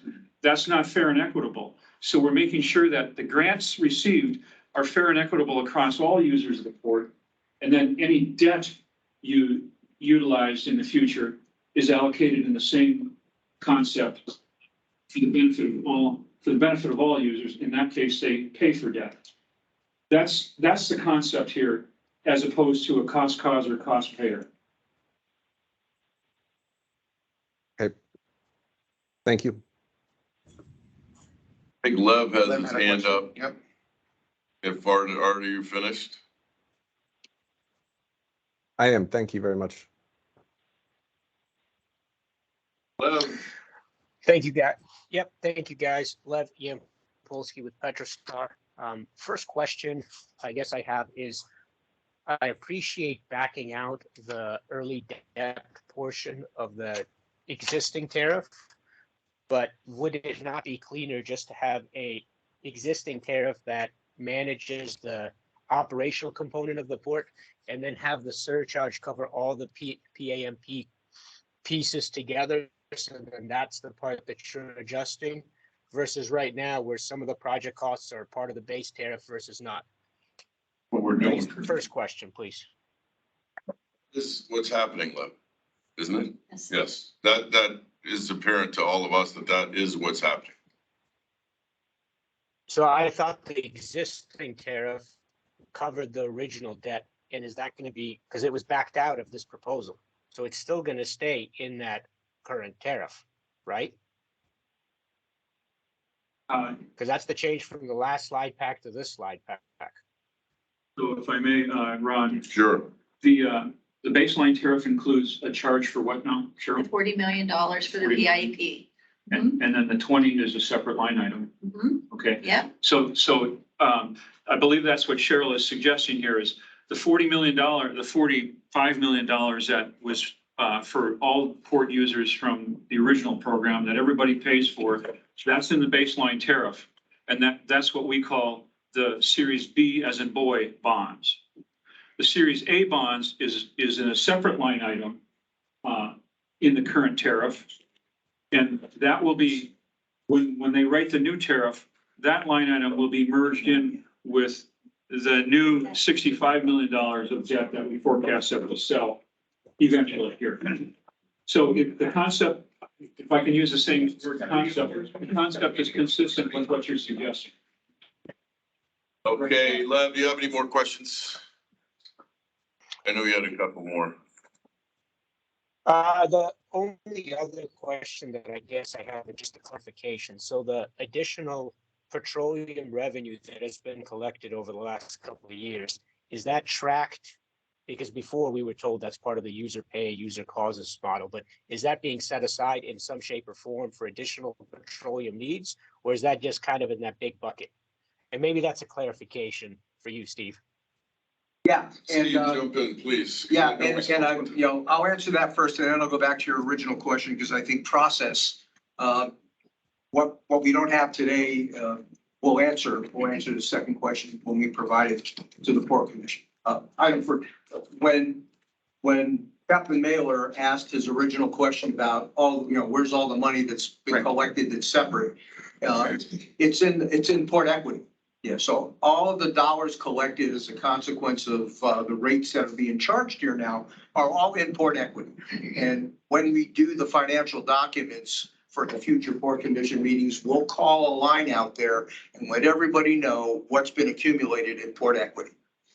So that's answer one. And I think the way what you were hoping for in the answer to your first question was we have to go back and readjust the cement and petroleum rates to back out what was your debt service as associated with that $20 million that we borrowed for the PCT. Now everybody is paying a portion of that. In this surcharge, everybody is paying a portion of that whether you're a petroleum user or a cement user or a cargo dock user, just like you're gonna pay a part of what the cargo docks are gonna be costing, because it's all PANP and it's all one big charge.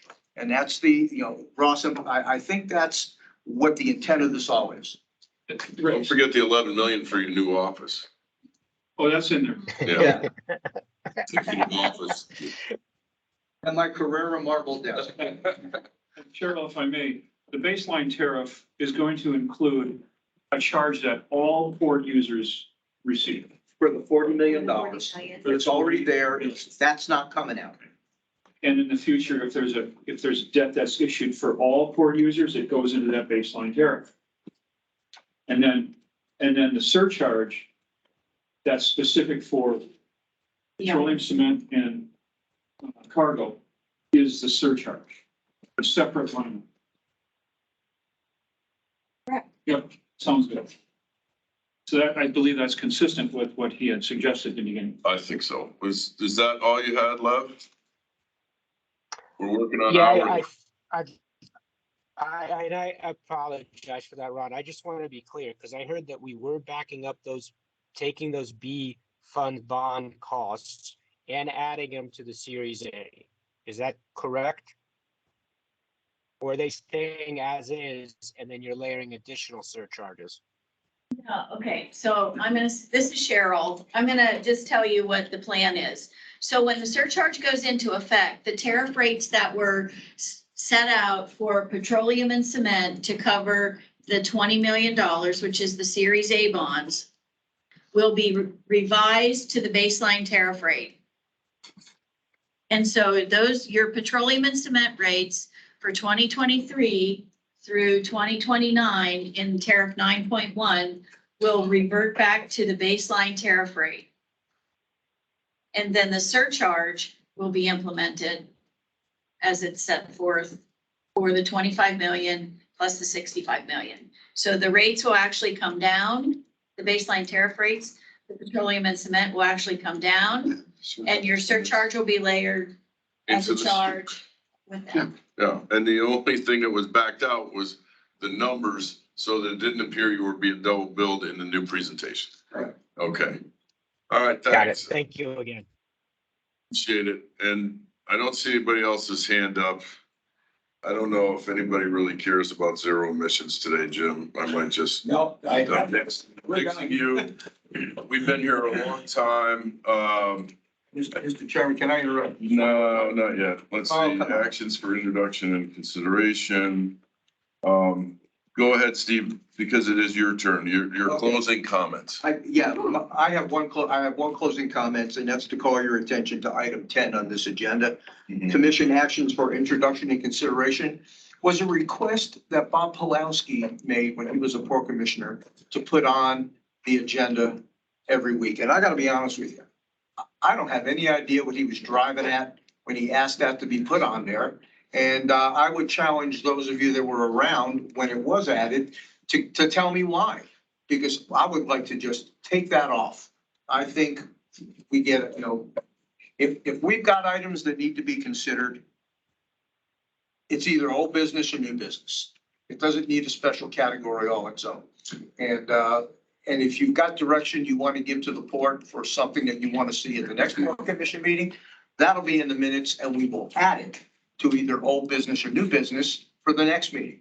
So I could never get my head around what the point of that step was, and would recommend that it be removed if the commission's okay with that. I don't disagree. I feel like anything that arises during the course of the meeting for action and consideration can then be put on the next agenda or brought up by a commissioner in their comments or yourself in the comments. And perhaps Bob felt that the meeting was a little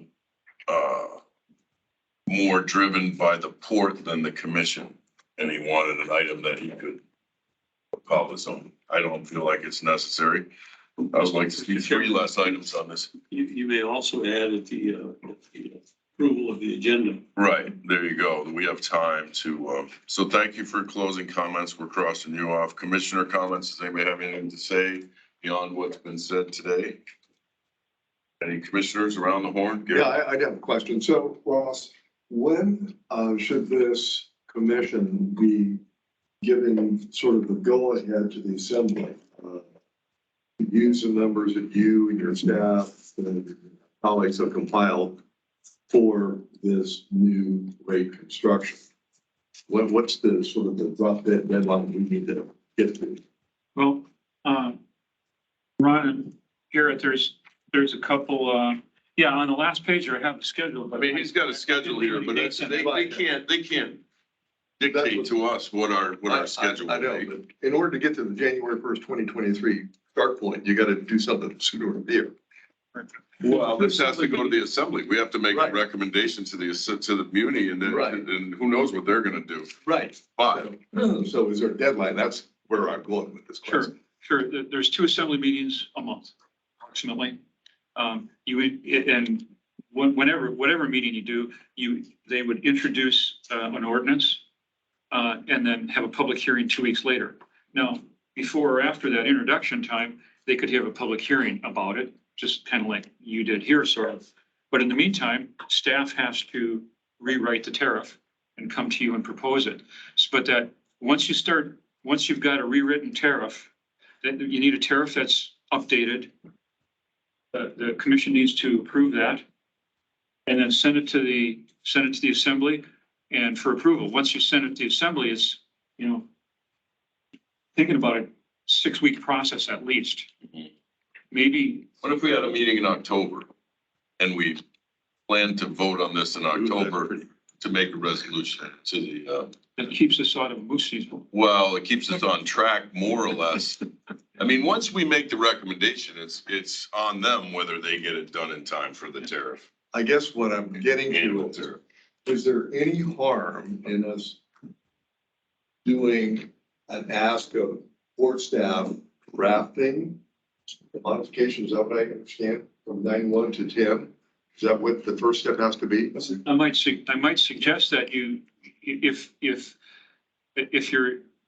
you're favorable to this surcharge concept, you might ask support staff to draft a tariff representing what this is and anything else they might need to change in the tariff and bring it to the next meeting, which could be the first week of August. Then we have something that we can vote on. Correct. Yeah, we are almost there already. So if you recall, we had teed something up when we first devised this concept years ago.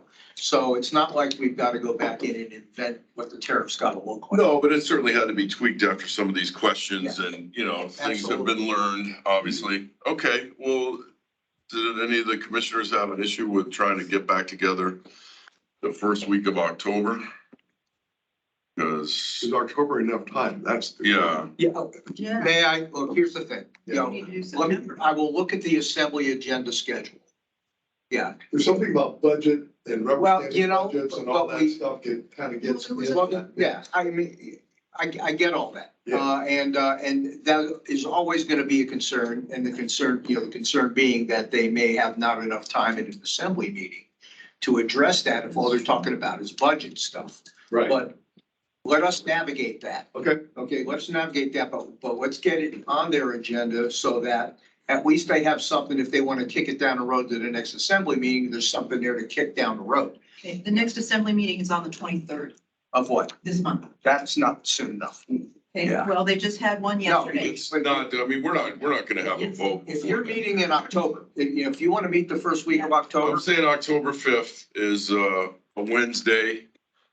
I'm gonna be free later in the month. The more we push it back, the worse it's gonna be. Correct. I could even do something in September if it was the 28th, maybe, if we wanted to do September. Just to give ourselves an extra week. I mean, I'm good. Anybody I'll be traveling, but I can call on this 28th? on the 28th. What about October 5th? And the 5th. And the 5th? All right, I'm good on the 28th, Ron. Yeah. I can call in. All right, well, let's. Assembly meeting in the end of September is on the 27th. So if we want to beat that, we're gonna have to go in. Yeah, I don't think you need to beat that. I don't think, no, they're meeting twice a month, right? You don't need to Yeah. beat that. That means that if you meet the first week of October, here's what'll happen. Assuming you don't want to have another meeting after the meeting you have at the first of October, we will have all the documents prepared. If you have to glad the living daylights out of them, stick around in order for us to finish them before they're signed. And we will put them into the Assembly's staffing system called OnBase right away.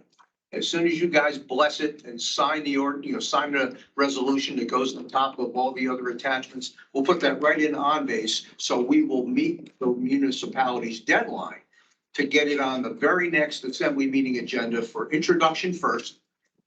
And then once it's there, we'll let you know 2 weeks hence what the Assembly meeting, and that's where it'll be on the public hearing part of the It'll agenda. be 2 weeks after 2 weeks after introduction. after the first meeting, so then, okay. Now, I mean, the gorilla in the room, the Assembly's not always very receptive to things that come from the municipality. Which it could be that it might not get done by January 1st. True. And I mean, are we able to institute a tariff? Retroactive? Yeah, Yes. okay, that's that, because I can see that Yeah, happening. if if that's your direction, then we will have to probably Write it in there. tweak the ordinance to say effective retroactive too. I would imagine we will see more user input subsequently to this meeting. And I encourage anybody that gets approached by a user to share that, at least with the port staff, so it can get out to the commissioners if it comes up before the next meeting. So we're saying 10-5, or are we saying 9/28? I vote 9/28. I'm good. I could go 9/28, I guess. Try 9/28. I may have to travel for a job, but it's kind of up in the air. Okay. But I'll try to. If you can't, we don't do proxies, do we? No. If you can't be here, but You can't be here. Teams or in person, then he doesn't get to vote. That's right. Yeah. You can try to be your teams. Yeah, Be able to teams sneak would be away. good. Okay. Yeah, okay. Just may not And be then the 9. 28th would be, what about the 5th? 5th would be better. Chris? Peggy? 5th of what? October. Suppose I could do that. I don't know what I'm gonna be doing in Or the October. 9th or the 28th of September. Either one. I don't know where I'm gonna be on either of those days at Right. this point. So you're out either way, but you can teams. You prefer September Either one would work. I can teams or be here. on September. And do you have any preference? No, we'll make it work. Get it in. I Whatever mean, you so need, like, we'll as make soon it as we get it in, there's always an option for it to go on the addendum. October 25th is the You have second deadlines meeting in on that? October. Yeah, right there. We have deadlines. And the deadline would be After 25th. Plenty of time to mull it over. Scott Seltzer. Scott, I'm sorry I didn't consider you. Yes, please. Which is better for you? No. Guys, I never know to be from one day to the next. So I'm good with either. And I can either be there in person or via Teams. Great. Yes. You guys don't have I mean, it's really down to you and I can do either one. I prefer 5th, but let's do the 28th if that works the best for you then, Garrett. Okay, either one works. 9/28. Yeah, 9/28 would. I think just giving everybody at the assembly and the city a little more. Yeah, sooner is better than. Well, I feel like it keeps the one meeting a month, because this is probably one of the most important things we're gonna do, and have done in the previous years, so it deserves all the attention we could give it. Maybe not 3.5 hours, but. No, I think we needed to do. 2.5. All right, we did the commissioner's comments, public comments. I think we're at the portion. Does anybody have anything else they would like to bring up prior to a motion to adjourn? Hearing none, I'd entertain a motion to adjourn. Motion to adjourn. Second. All opposed, hearing none, we're adjourned. Thank you very much, ladies and gentlemen. Wow. Okay. Good meeting.